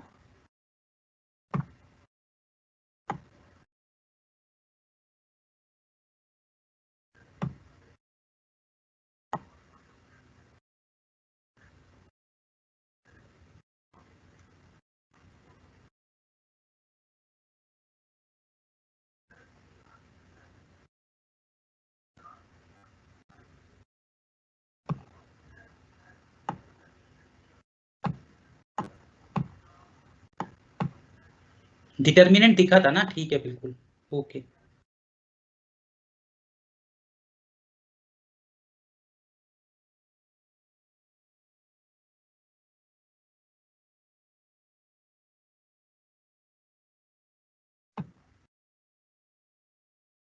ओके तो अब देखो बेटा थोड़ा सा आगे चलते हैं और 1 मिनट रुकते हैं।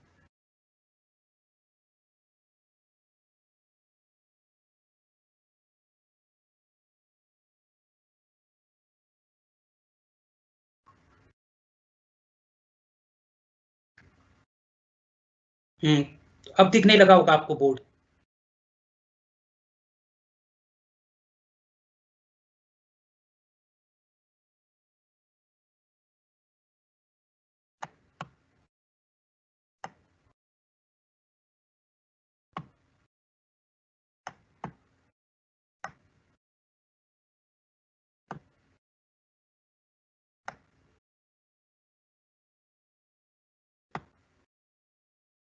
दिखा देंगे बेटा, दिखा देंगे, क्वेश्चंस भी दोबारा दिखा देंगे, कोई इशू नहीं है।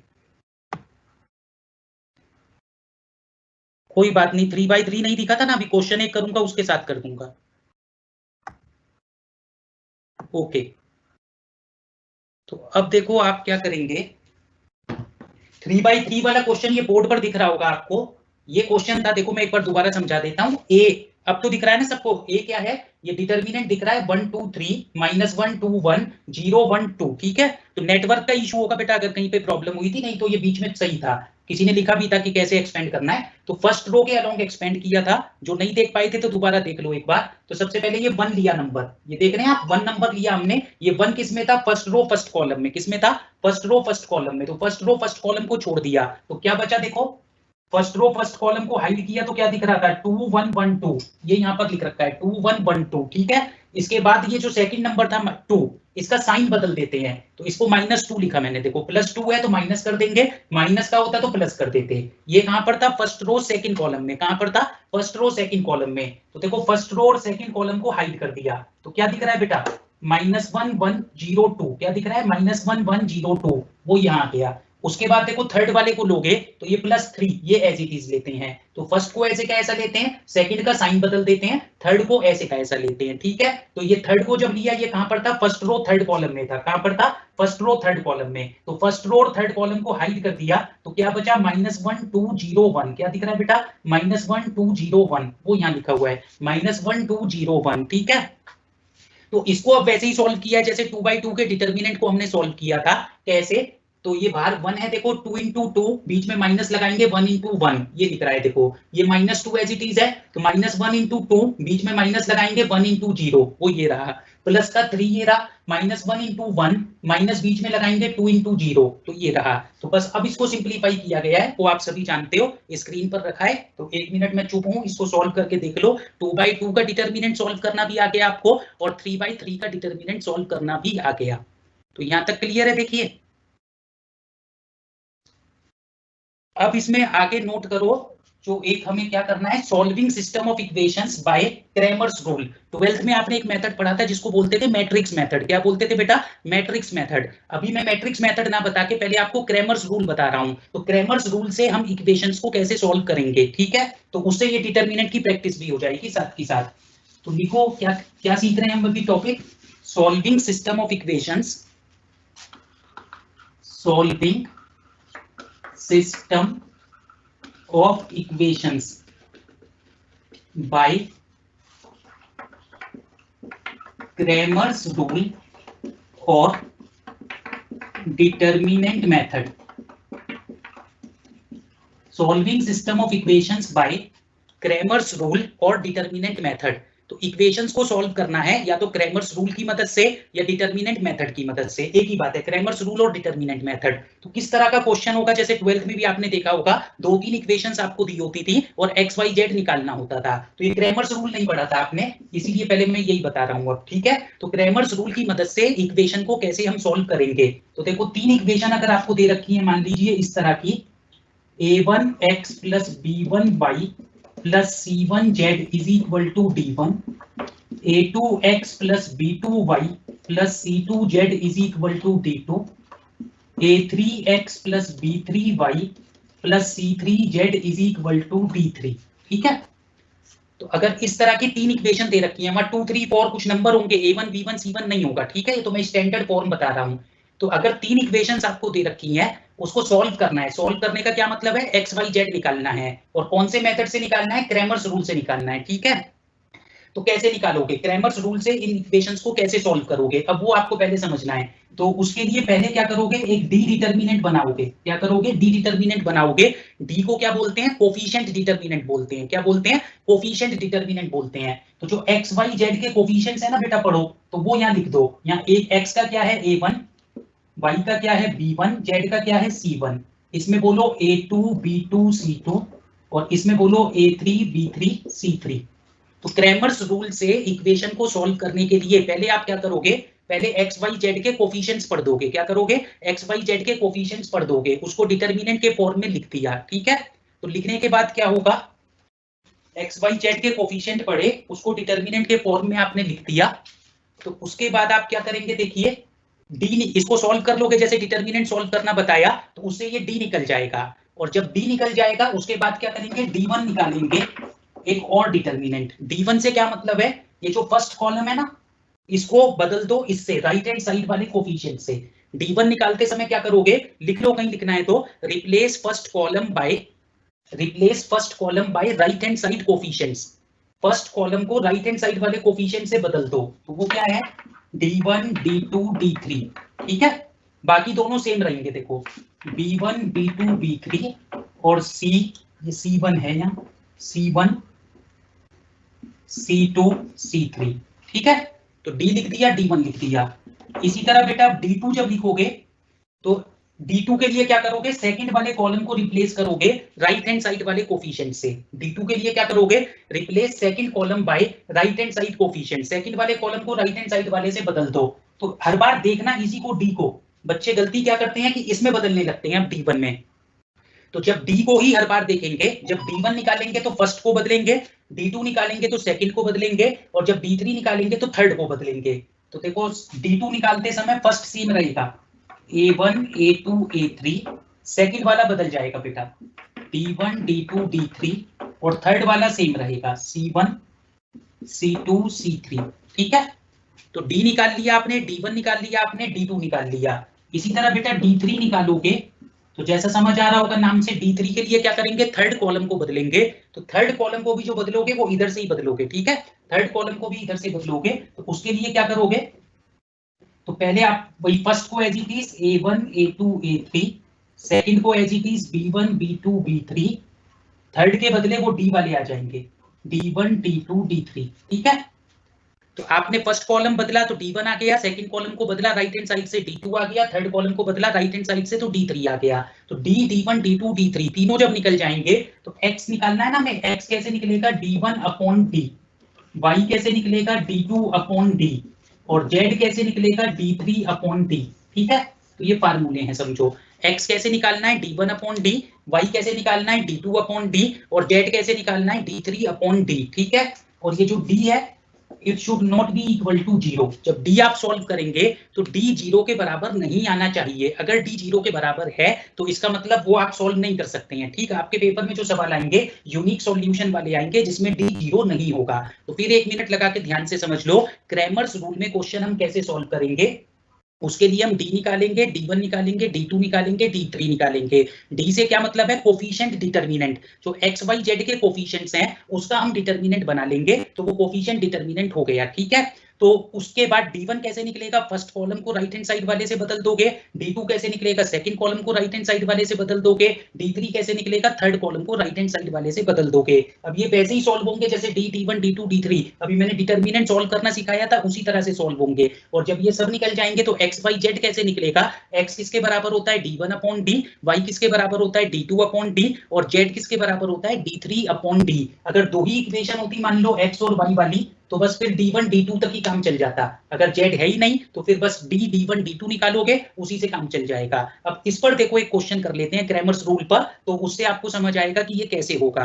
और वही एक एग्जांपल जो कि अगर अभी तक आप नहीं ले पाए हो, एक बार देखो मैं स्क्रीन शेयर कर देता हूं, आपको दिखेगा, उसको ले लो। ये दिख रहा है बेटा, अब स्क्रीन देखो दिखने लगा होगा, मैं रीड कर रहा हूं। A salesman has the following record of sales during 3 months for 3 items A B C which have different rates of commission. ये दिख रहा है एग्जांपल,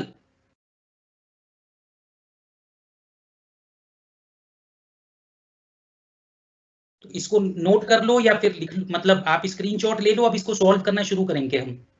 एग्जांपल 23 है ये, और जो काम की बात है वो लिख भी दूंगा या फिर मैं डिक्टेट ही करा दूंगा अगर अभी भी नहीं देख पा रहे हैं या कोई इशू है तो। वापस आ गए हम यहाँ, और अब देखो मैंने स्क्रीन शेयर बंद कर दिया, ठीक, ओके। ये अब देखो काम की बात इस एग्जांपल की मैं बोर्ड पर लिख रहा हूँ, एग्जांपल 23 था ये।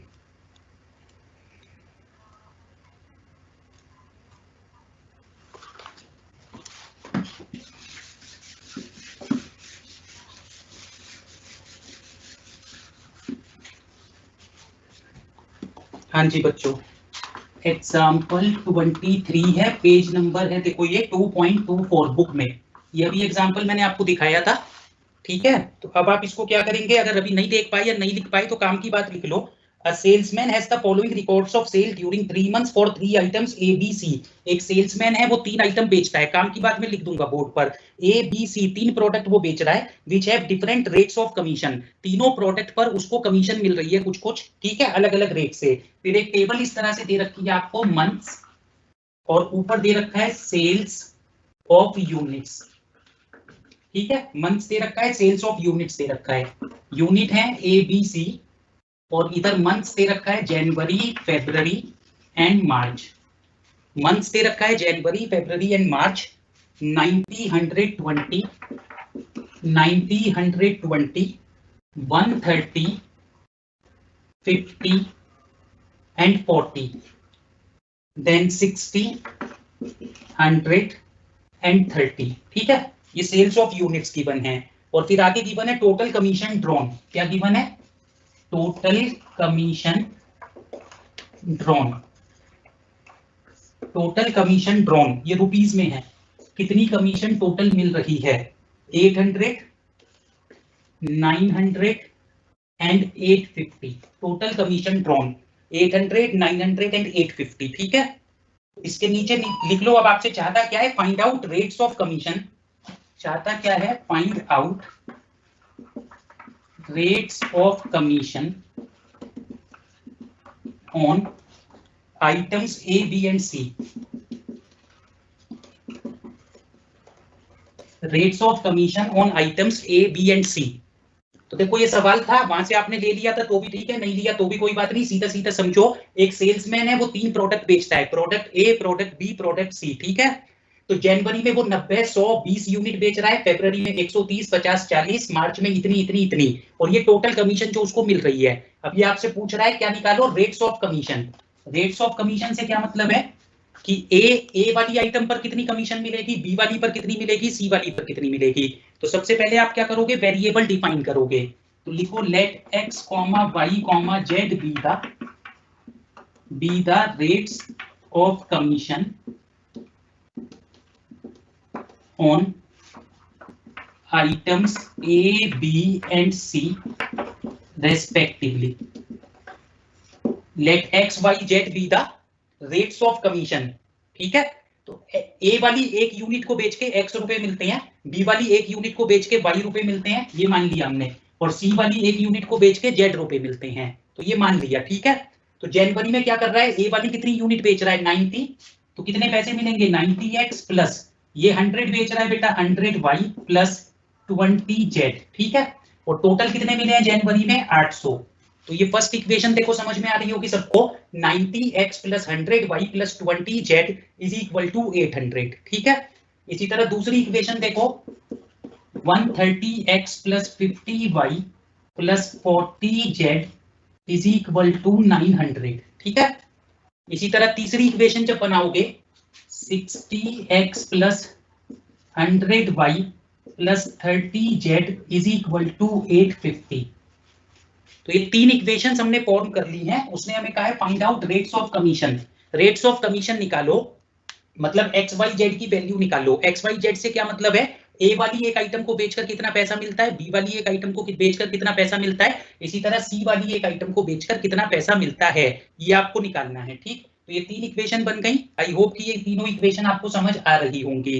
अब इसमें कहीं लिखा था बेटा कि इसको क्रैमर्स रूल से करना है या डिटर्मिनेंट मेथड से करना है? नहीं लिखा हुआ है। तो आप पेपर में इसको मैट्रिक्स मेथड से भी कर सकते हो जो 12th में पढ़ा था, और डिटर्मिनेंट से भी कर सकते हो। लेकिन मैं भी क्योंकि आपको इसको डिटर्मिनेंट से सॉल्व करना सिखा रहा हूं, तो डिटर्मिनेंट से कर रहा हूं। तो जब तक पेपर में कुछ ना लिखा हो, सॉल्व करने वाला जो भी सवाल होगा इस तरह का, आप उसको मैट्रिक्स से ही कर दिया करो जब तक कुछ नहीं लिखा है। तो अगर स्पेसिफिकली लिखा है क्रैमर्स रूल से करना है या डिटर्मिनेंट मेथड से करना है, तो डिटर्मिनेंट वाला करोगे। मैट्रिक्स वाला कैसे करेंगे वो नेक्स्ट क्लास में मैं सिखाऊंगा। 12th में आपने किया भी था, क्रैमर्स नहीं किया था, इसलिए पहले वो करा रहा हूं। तो ये तीन इक्वेशन बन गई। अब तीन इक्वेशन बनने के बाद इनको सॉल्व कैसे करना है मैंने बताया था। कैसे करना है बोलो? डी निकालेंगे, D1 निकालेंगे, D2 निकालेंगे, D3 निकालेंगे। तो D क्या होता है बेटा? Coefficient determinant. D क्या होता है? Coefficient determinant. X y z के कोफिशिएंट लिख दो। ये 130 था ना, कितना था ये? 90, 130, 60, 90 ये था 130, ठीक है। तो बोलो 90, 100 और 20, ये कितना है? 130, 50 और ये है 40, ठीक है। ये आपका 60, 100 और ये हो गया 30। ये बेटा हमने क्या लिखा? डी, ठीक है। इसको सॉल्व करो। तो अभी सॉल्व करना सिखाया था ना मैंने, 3/3 वाले डिटर्मिनेंट को कैसे सॉल्व करते हैं। जिसका रह गया था तो वो अब देख लो ध्यान से। ये आखिरी मौका मिल रहा है डिटर्मिनेंट सॉल्व करना कैसे सीखना है। इस रो को पकड़ा था मैंने, बताया था। पहले 90 को एज इट इज लिखो। ये फर्स्ट रो फर्स्ट कॉलम में है ना 90, फर्स्ट रो फर्स्ट कॉलम को छोड़ दो। अब क्या दिख रहा है? 50, 40, 100, 30। क्या दिख रहा है? 50, 40, 100 और 30, ठीक है। 50, 40, 100 एंड 30। अब दूसरे वाले का मैंने कहा था साइन बदलते हैं, -100 हो जाएगा। ये कहां पर है? फर्स्ट रो सेकंड कॉलम में, छोड़ दो। तो क्या दिख रहा है? 130, 40 और 60, 30। कैसे निकला है ये? 100 कहां पर था? फर्स्ट रो सेकंड कॉलम में, तो ये छोड़ दिया। ये बचा देखो बेटा 130, 60, 40 और 30। अब तीसरे वाले को एज इट इज लेते हैं, 20 वाले को। तो फर्स्ट रो और थर्ड कॉलम छोड़ दो। थर्ड कॉलम है ना, फर्स्ट रो थर्ड कॉलम छोड़ दो। तो क्या आया? 130, 50, 60 एंड 100, ठीक है। तो अब इसे कैसे सॉल्व करेंगे? 90, ये बताया था ना डायगोनली, फर्स्ट को फोर्थ से, सेकंड को थर्ड से, बीच में माइनस आएगा। तो 50 × 30 -40 × 100। इधर बोलो -100, ये कितना होगा? 130 × 30 -40 × 60 और +20, ठीक है। तो ये हो गया 130 × 100 और -50 × 60। तो देखिए सॉल्व करिए। 90 कितना हो गया?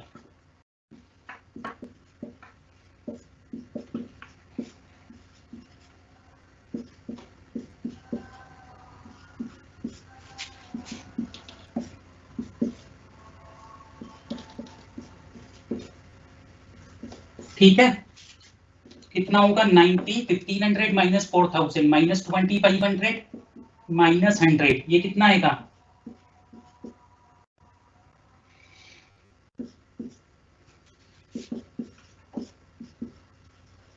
करिए सॉल्व।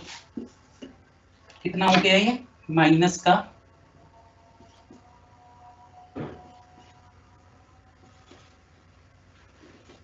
ये भी माइनस का है, देखो 15 के आगे 1 2 3 4। ये प्लस का है कितना? ये माइनस, ये माइनस, वो प्लस का कितना आएगा? 2। कितना हो गया फाइनली? माइनस 3,75,000 प्लस का 2 लाख। फाइनली कितना आएगा? -1,75,000। तो आराम से देखिए बेटा, डी मैंने सॉल्व किया और डी मेरा सॉल्व करके कितना आ रहा है, -1,75,000। तो 1 मिनट के लिए मैं रुक गया। अच्छा, ये नीचे तक आपको नहीं दिख रहा होगा, अब दिख रहा होगा, ठीक है। चलिए आगे इतना नीचे नहीं लिखेंगे। क्या डी कितना आ रहा है, -1,75,000, ठीक है। तो इसको नोट कर लो ध्यान से। किसी का रह गया, किसी को कोई दिक्कत है? अभी मैं एक साथ देखूंगा आपके डाउट सब, जो भी अगर अभी और बताने को रह गए हैं। तो डी आपने निकाल लिया कम से कम। क्या कर रहे हैं हम, क्रैमर्स रूल डिटरमिनेंट मेथड से इक्वेशन को सॉल्व कर रहे हैं। ये पेपर में आया हुआ सवाल है, इस तरह के सवाल आते हैं पेपर में, ठीक है। तो उसके लिए पहले हमने क्या किया, डी निकाला। डी को निकालने के लिए कैसे सॉल्व किया, डिटरमिनेंट। ये आपको आता था 12th में जिसने किया है, तो उसकी तो प्रैक्टिस हुई। जिसने नहीं किया था उसको देखो मैंने करा दिया अच्छे से। तो अब थोड़ा सा आप क्लास के बाद मेहनत करोगे तो सारी चीज बहुत अच्छे से समझ में आएंगी। तो ये डी आपका निकल गया। और जब डी निकल गया तो डी के बाद मैंने क्या सिखाया था, D1 D2 D3 निकालोगे। तो वो अभी आप खुद से निकालोगे। D1 निकालोगे तो ये थोड़ा सा देखो मैं इरेज कर रहा हूं, यहां से D1।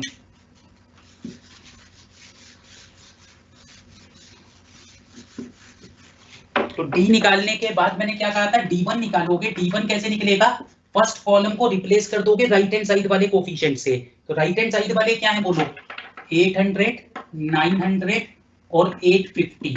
और बाकी दोनों ऐसे कैसे लिख दो बेटा, 100, 50, 100, 20, 40, 30। इसको अभी अपने आप सोल्व करना। देखो D1। इसी तरह D2 निकालोगे। D2 के लिए किसको बदलोगे, इसी को देखना बार बार, D को। D1 के लिए फर्स्ट कॉलम को बदल दिया था, D2 के लिए किसको बदलोगे, सेकंड कॉलम को। तो फर्स्ट सेम लिख दो, 90, 130, 60। सेकंड वाले को बदल दो। बदलने से क्या मतलब है, सेकंड वाले को ये वाले लिख दो, ठीक है। 800, 900, 850। थर्ड वाला सेम रहेगा, 20, 40, 30। यहां देख रहा हूं मैं बार बार डी में। तो D1 लिख दिया, D2 लिख दिया, इसी तरह D3 लिखेंगे। तो D3 के लिए पहला सेम 90, 130, 60। दूसरा भी सेम 100, 50, 100। तीसरा बदल जाएगा, तीसरे के बदले क्या आ जाएगा, 800, 900 एंड 850, ठीक है। तो देखो डी लिख दिया मैंने, D1 लिख दिया, D2 लिख दिया, D3 लिख दिया। तो अब ये डी मैंने सॉल्व कर दिया है। D1, D2, D3 को आप खुद से सॉल्व करिए अभी अगले टाइम में। D1 जब आप सॉल्व करेंगे, D1 सॉल्व करके कितना आएगा, -3,50,000। देखो आ रहा होगा, करो बेटा। D2 को जब सॉल्व करोगे तो आएगा -7 लाख। और D3 को जब सॉल्व करोगे तो आएगा -19,25,000। तो अगले 5-7 मिनट इसको जरा करिए तो पता चल जाएगा कितना समझ आ रहा है। डी मैं निकाल चुका हूँ, D1, D2, D3 लिख चुका हूँ, कैसे सॉल्व होगा उनको सॉल्व करो। सॉल्व करके जो आंसर्स आएंगे मैंने बोर्ड पर लिख दिए हैं। और जब D1, D2, D3 तीनों आ जाएंगे, उसके बाद आपको क्या करना है, x बताया था क्या होता है, D1/D। तो D1/D करोगे, जो वैल्यूज आएंगी y जब निकालोगे D2/D, और z के लिए D3/D। तो ये जो वैल्यूज आई है बेटा जब पुट कर दोगे तो फाइनली 2, 4 और 11 आएगा। 2, 4 और 11। तो करो इसको अगले 5-7 मिनट, और दिक्कत है तो वहां बताओ मुझे। तो x कितना आएगा, D1/D। D1 ये लिखा मैंने, ये आना चाहिए, ये D2 आना चाहिए, ये D3 आना चाहिए। तो x, y, z कैसे निकलेगा, x होगा आपका D1/D, y होगा D2/D, z होगा D3/D, ठीक है। तो D1/D, D2/D, D3/D, तो उसको रखोगे तो 2, 4 और 11 आ जाएगा, ठीक। तो ये अभी हमने क्या किया है, मैट्रिक्स मेथड नहीं, determinant method, solving system of equations bye Cramer's rule और डिटरमिनेंट मेथड। क्रैमर्स रूल या डिटरमिनेंट मेथड से इक्वेशन को कैसे सॉल्व करते हैं, तो ये देखते रहो आप। 2, 4, 11। अच्छा मुझे क्यूए देखना है इस तरह से कि आपको दिक्कत ना हो। इधर ही आ जाता हूं मैं। हाँ जी, आप इसको सॉल्व करते रहिए, D1, D2, D3। और जो अभी तक आपकी फीडबैक है, क्वेश्चंस हैं जो भी आपने लिखे, अब पहले उसको देख लेते हैं, फिर टाइम बचेगा तो आगे कुछ करेंगे। बेटा नंबर आप सभी ने लिखे हैं, किसी एक स्टूडेंट को मैं अभी क्लास के बाद कांटेक्ट खुद करूंगा और वो व्हाट्सएप ग्रुप बना लेगा, तो वो आपसे अपने आप फिर टच में आएगा, और उस लिंक को हम नेक्स्ट टाइम पब्लिश भी कर देंगे। तो अभी आपको कोई परेशान होने की जरूरत नहीं, ठीक है। ओके, एक बार अब इसको मैं नीचे से ही देखता हूँ। देखो आपकी जो क्वेरीज हैं,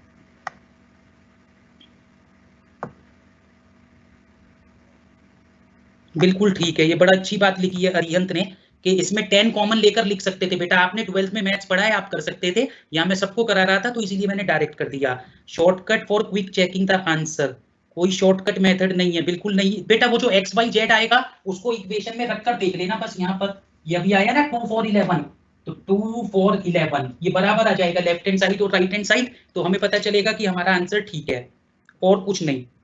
ठीक, इसके बाद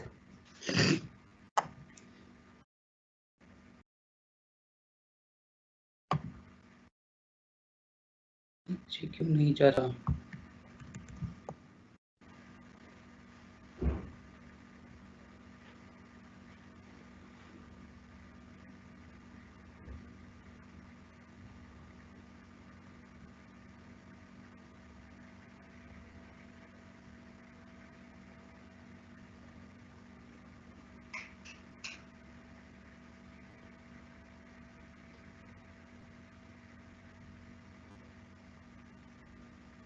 साइबर लॉ और कंप्यूटराइज्ड अकाउंटिंग में बेटा अगर कम पढ़ना चाहते हो तो ठीक है, साइबर लॉ आसान है, अच्छे से आपका पास हो जाएगा। और वैसे अगर आप चाहते हो कि सब्जेक्ट को अच्छे से पढ़ें और प्रैक्टिकल नॉलेज गेन करें तो कंप्यूटराइज्ड अकाउंटिंग फिर आपको लेना चाहिए, क्योंकि वो फिर रियल लाइफ में भी कहीं ना कहीं काम आएगा। कॉमर्स का बच्चा अगर मैथ्स अकाउंट्स ना पढ़े तो फिर बात नहीं बनती है। ठीक है, तो मैं तो सजेस्ट करूंगा कि अगर आप इसको ले लें कंप्यूटराइज्ड अकाउंटिंग को तो आपके लिए अच्छा रहेगा।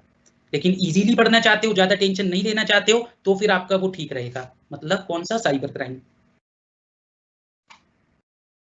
बेटा ब्लैक स्क्रीन अगर है ना तो आपके नेट का इशू है। आप थोड़ा अपना इंटरनेट वाला कनेक्शन बढ़ाओ, क्योंकि बच्चों को दिख रहा है। ठीक,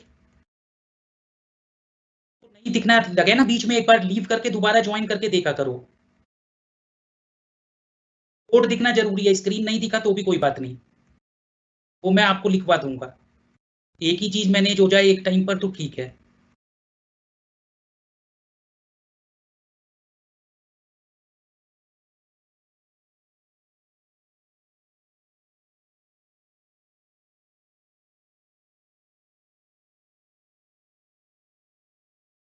लाइट बढ़ा दीजिए तो नेक्स्ट क्लास में बेटा कोशिश करते हैं। लाइट तो मैं अभी भी बढ़ा दूं, लेकिन वो रिफ्लेक्शन फिर इधर उधर आने लगता है। देखो अगर बेटर है तो लिखो, लाइट तो बहुत है हमारे पास बट वो साइड में ट्यूब लाइट्स दिखने लगती हैं फिर। तो इफ दिस इज बेटर तो ठीक है, देख लेते हैं। अगर आपको जो बेटर लगे वो लिख देना।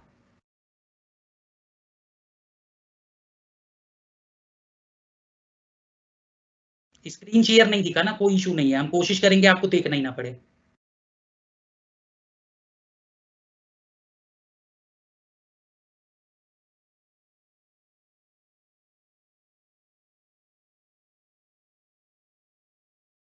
ये देखो वही बच्चे लिख रहे हैं ना। अगर आपका बेटा नेट जाता है ना बीच में तो फिर आपको स्क्रीन या बोर्ड दिखना बंद होता है। तो ऐसा कुछ भी हो तो लीव करके दोबारा ज्वाइन किया करो तो वो हो जाएगा।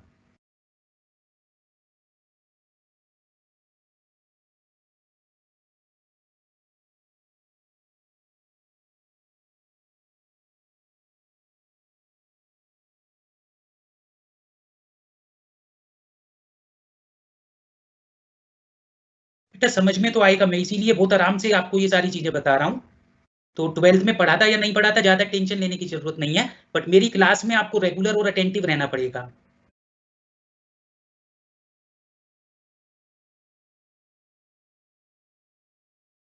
अब मैंने लाइट बढ़ाई है, अगर बोर्ड बेटर दिख रहा है तो आप लिखो, ताकि फिर नेक्स्ट टाइम से इतनी लाइट रखें। लेकिन वो साइड में ट्यूब लाइट्स बनती हैं तो वो रिफ्लेक्शन आपको प्रॉब्लम ना करे।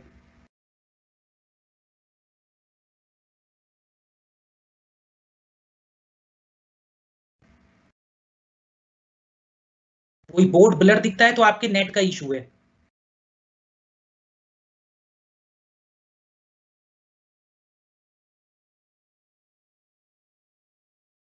कुछ बच्चों ने बड़ी अच्छी फीडबैक लिखी है, वेरी गुड।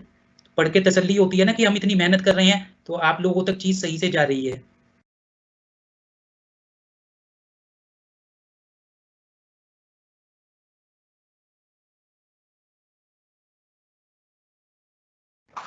+3 की जगह -3 आएगा, वो कहाँ पर है? नहीं, मैं नहीं समझ पा रहा।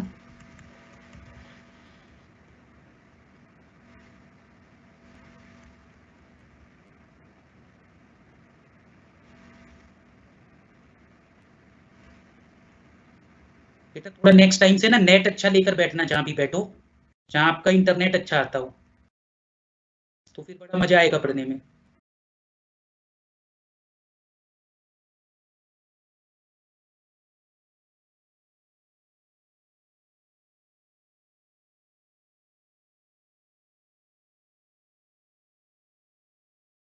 जब भी बोर्ड या स्क्रीन दिखना बंद हो तो सीधा एक बार लीव करो और दोबारा ज्वाइन करो।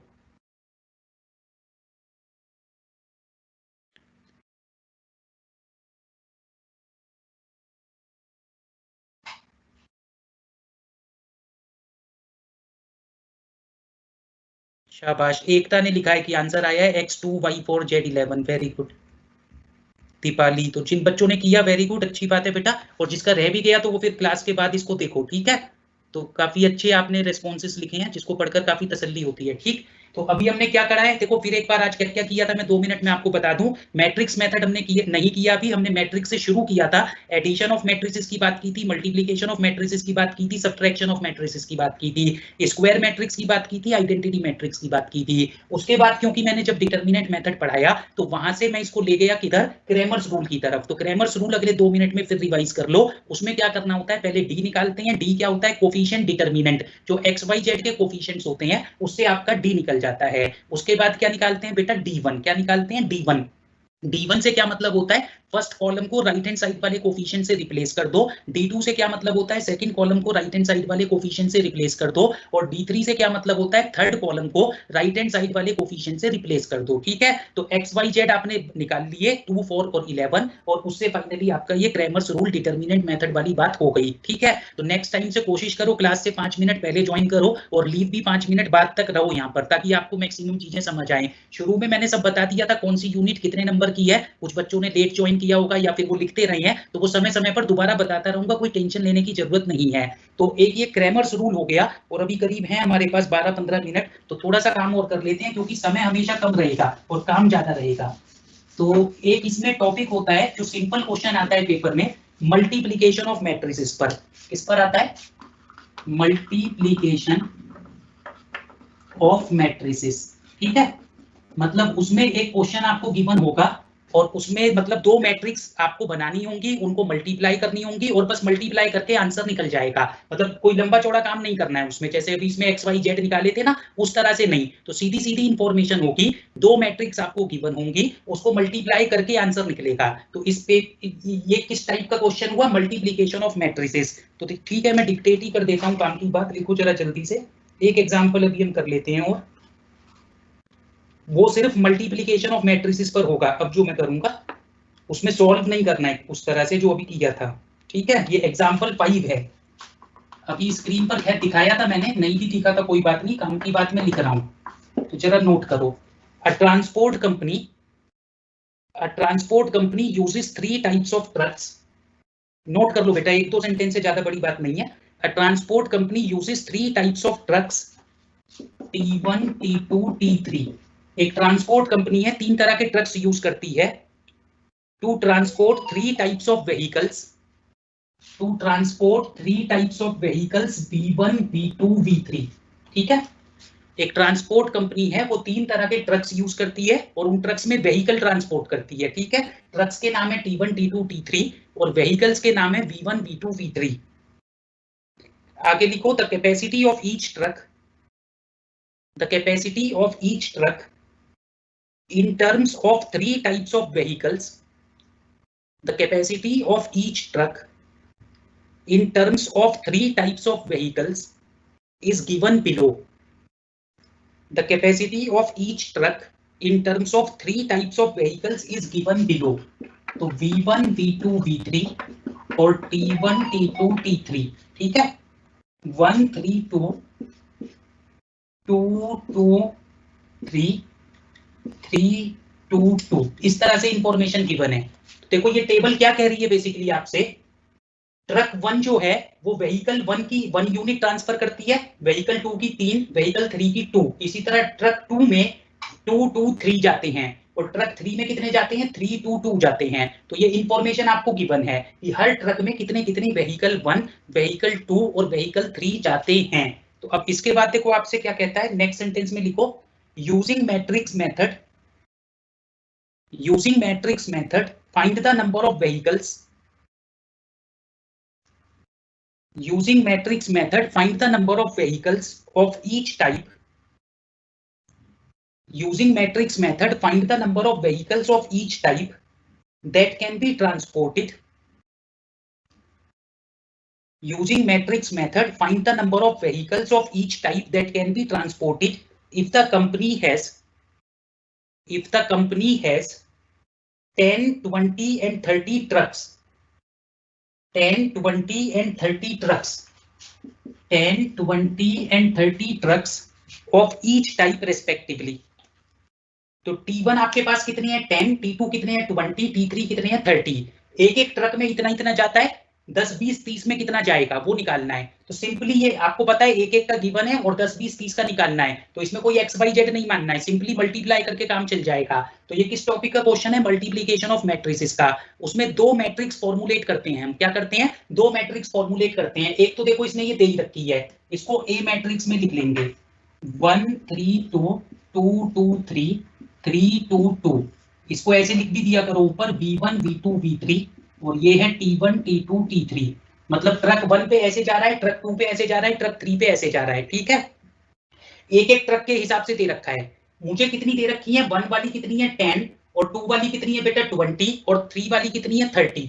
तो अब उसको देखो मैं कैसे लिखूं कि मल्टीप्लाई करने के बाद आपके पास क्या आना चाहिए, जो कि टोटल व्हीकल्स आ जाए कि V1 टोटल कितना जाएगा, V2 टोटल कितना जाएगा और V3 टोटल कितना जाएगा. क्या पूछा है आपसे, find using matrix method find the number of vehicles of each type. मतलब जुड़कर क्या आना चाहिए, V1 टोटल कितना जाएगा, V2 टोटल कितना जाएगा, V3 टोटल कितना जाएगा. तो V1 ऐड होना चाहिए, ऐसे ही V2 ऐड होना चाहिए, ऐसे ही V3 ऐड होना चाहिए. तो दूसरी मैट्रिक्स देखो जो मैं बनाऊंगा B, एक बार वही हिट एंड ट्रायल से ही बनाना होता है कि आप उसको रो में बनाओ, सही नहीं होगा तो फिर कॉलम में बनाना पड़ेगा. तो मैं इसको अगर ऐसे लिखूं, मान लो 10, 20 और 30.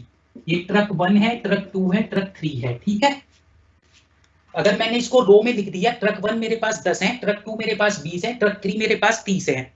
ओके, अब शायद फिर वही हुआ होगा कि स्क्रीन छोटा हो गया.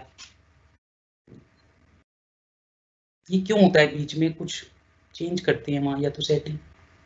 मोहित जी आप देख आए हैं क्या बीच में, हेलो.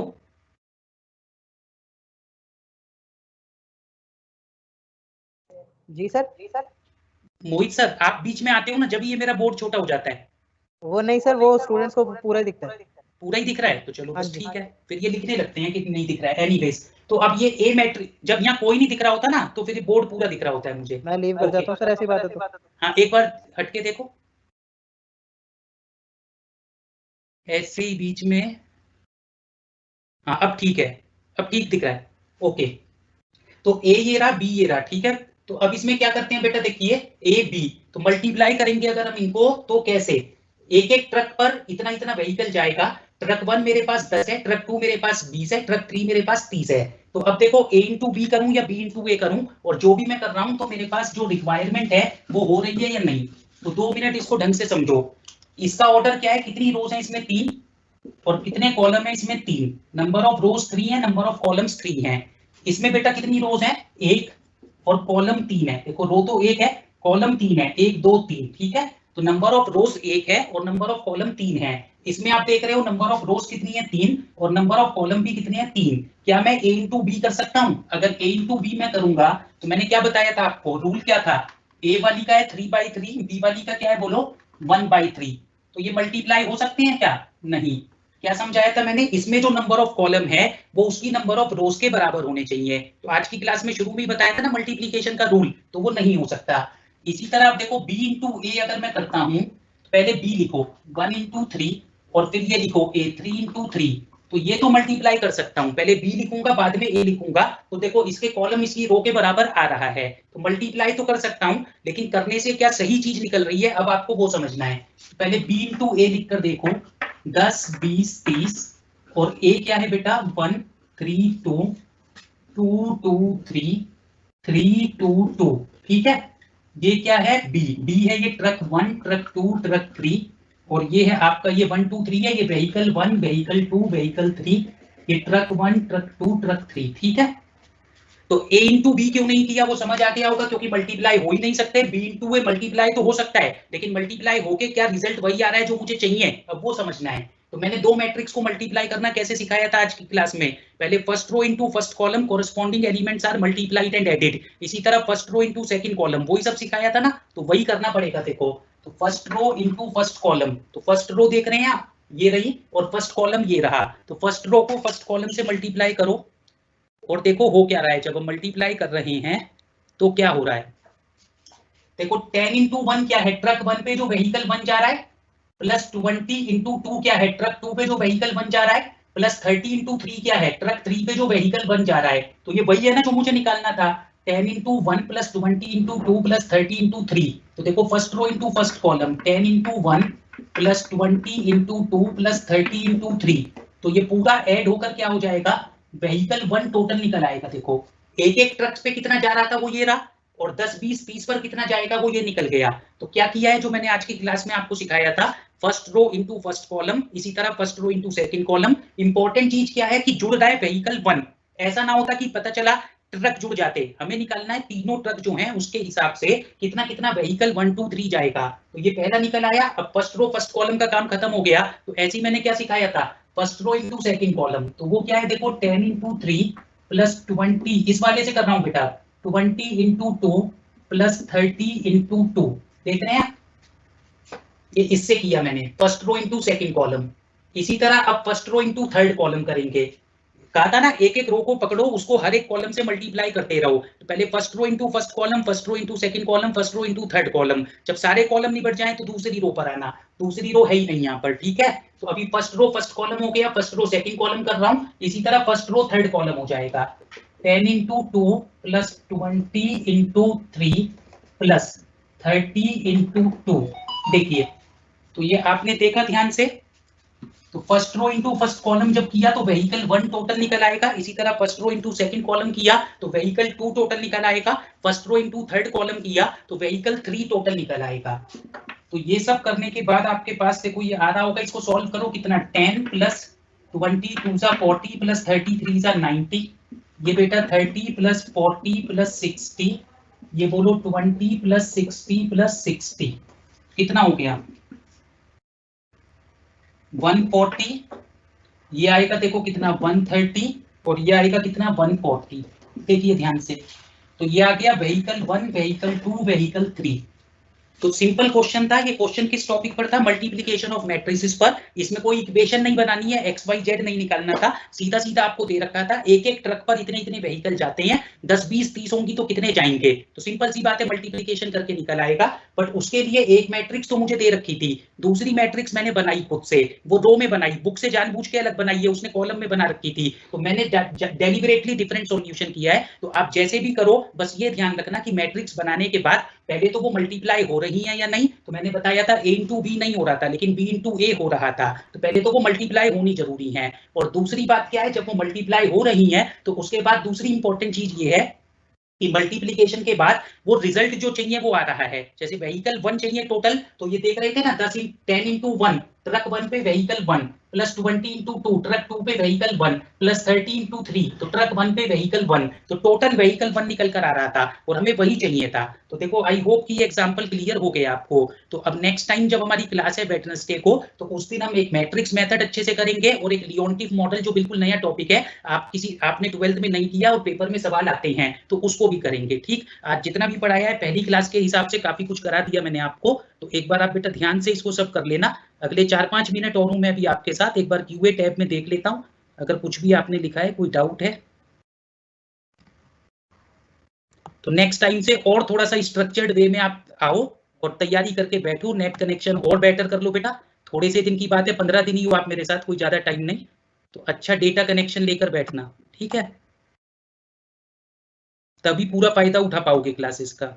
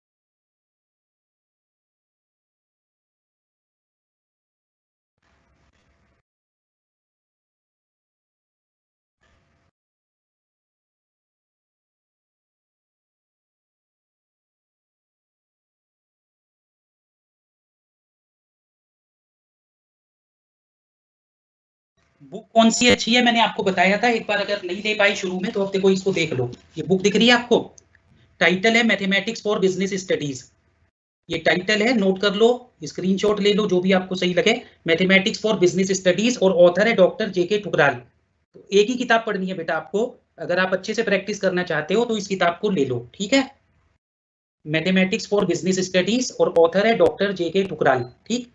इस बुक के हिसाब से सेकंड चैप्टर में आपको पढ़ा रहा हूँ, किसी ने कहा था ना चैप्टर भी सर हमको जरा बता दो क्या है, एक मिनट देख लो इसको, एक सेकंड होल्ड करो, ये देख रहे हैं आप chapter applications of matrices to business and economics, chapter 2 दिख रहा है यहाँ, ये देखो मेरी फिंगर है यहाँ, chapter 2 applications of matrices to business and economics, ये चैप्टर 2 हम यहाँ से कर रहे हैं अभी आज की क्लास में, और नेक्स्ट क्लास में हम चैप्टर 2 करेंगे, ठीक।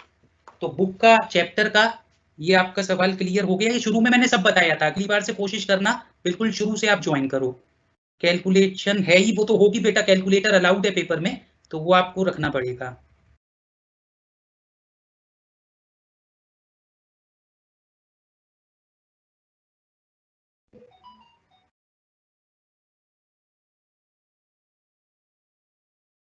कुछ बच्चों ने अच्छी फीडबैक लिखी है, वेरी गुड, थैंक यू। जिसका आंसर नहीं मिल रहा है तो कोशिश करो कि एक बार दोबारा देखना, या जो भी ये व्हाट्सएप ग्रुप बनाएंगे ना, कम से कम जिसका मैच हो जाए उस पर सॉल्व करके डाल दिया करो, ताकि जिस जो नहीं कर पा रहा है वो देख सके कम से कम।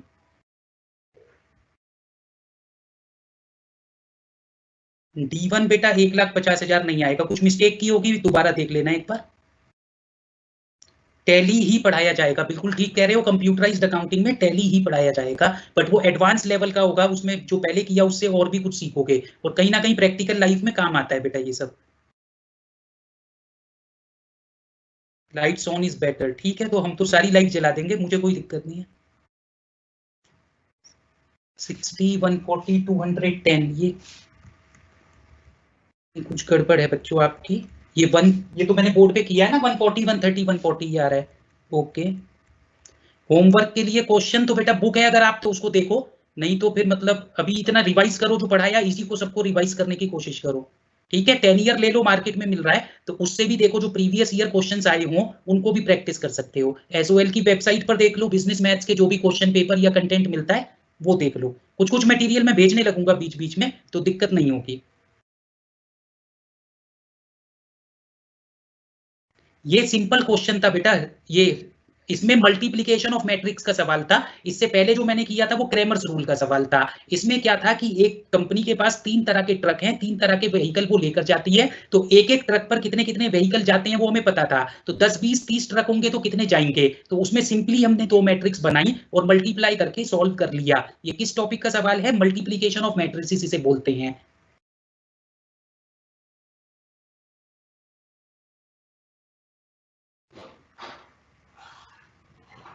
चैप्टर आप देखना चाहते हैं तो ठीक है, उसको मैं फिर नेक्स्ट टाइम आपको बताऊंगा, या बुक से ये खींच के रेलेवेंट पेजेस भेज देंगे ताकि आप चैप्टर वाइज भी समझ जाएं।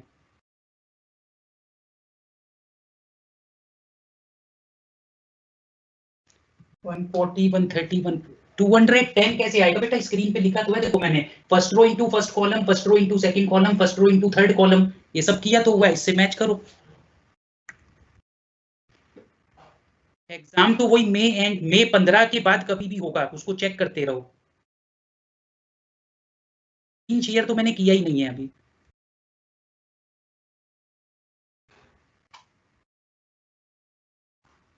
ये सिंपल मल्टीप्लिकेशन ऑफ मैट्रिसेस पर था सवाल बेटा, इसके और 1-2 सवाल हम नेक्स्ट टाइम करेंगे, शुरू यहीं से करेंगे समझो, ठीक है, तो और क्लियर हो जाएगा आपको। साहिल थोड़ा परेशान है, कोई बात नहीं, नेक्स्ट टाइम और क्वेश्चन करेंगे ना तो क्लियर हो जाएगा। में मैट्रिक्स आप अलग अलग तरीके से खुद भी बना सकते हो, आपको ये कोई जरूरी नहीं था कि मैंने ये देखो, ये तो ऐसे कैसा मुझे गिवन थी, ये मैंने रो में लिख दी थी ना, इसको मैं ऐसे भी लिख सकता था बेटा, 10, 20, 30, ये ट्रक 1, ट्रक 2, ट्रक 3, जैसे मर्जी लिख दो, लेकिन जब उसको मल्टीप्लाई करोगे तो ध्यान रखना कि वो मल्टीप्लाई हो सकती हो पहली बार, और मल्टीप्लाई करने के बाद जो चाहिए वो व्हीकल 1 जुड़ना चाहिए, ऐसा ना हो व्हीकल 1 में व्हीकल 2 जुड़ रहा हो, ठीक है। तो ये बेसिकली मैट्रिक्स आप random he hit and trial method से ही बनाओगे, ये तो मुझे दे ही रखी थी, ये मैंने अपने आप बनाई है, ठीक है। इसको कॉलम में भी बना सकते हैं, लेकिन बनाओगे तो फिर वो कैसे लिखना है वो आपको देखना पड़ेगा।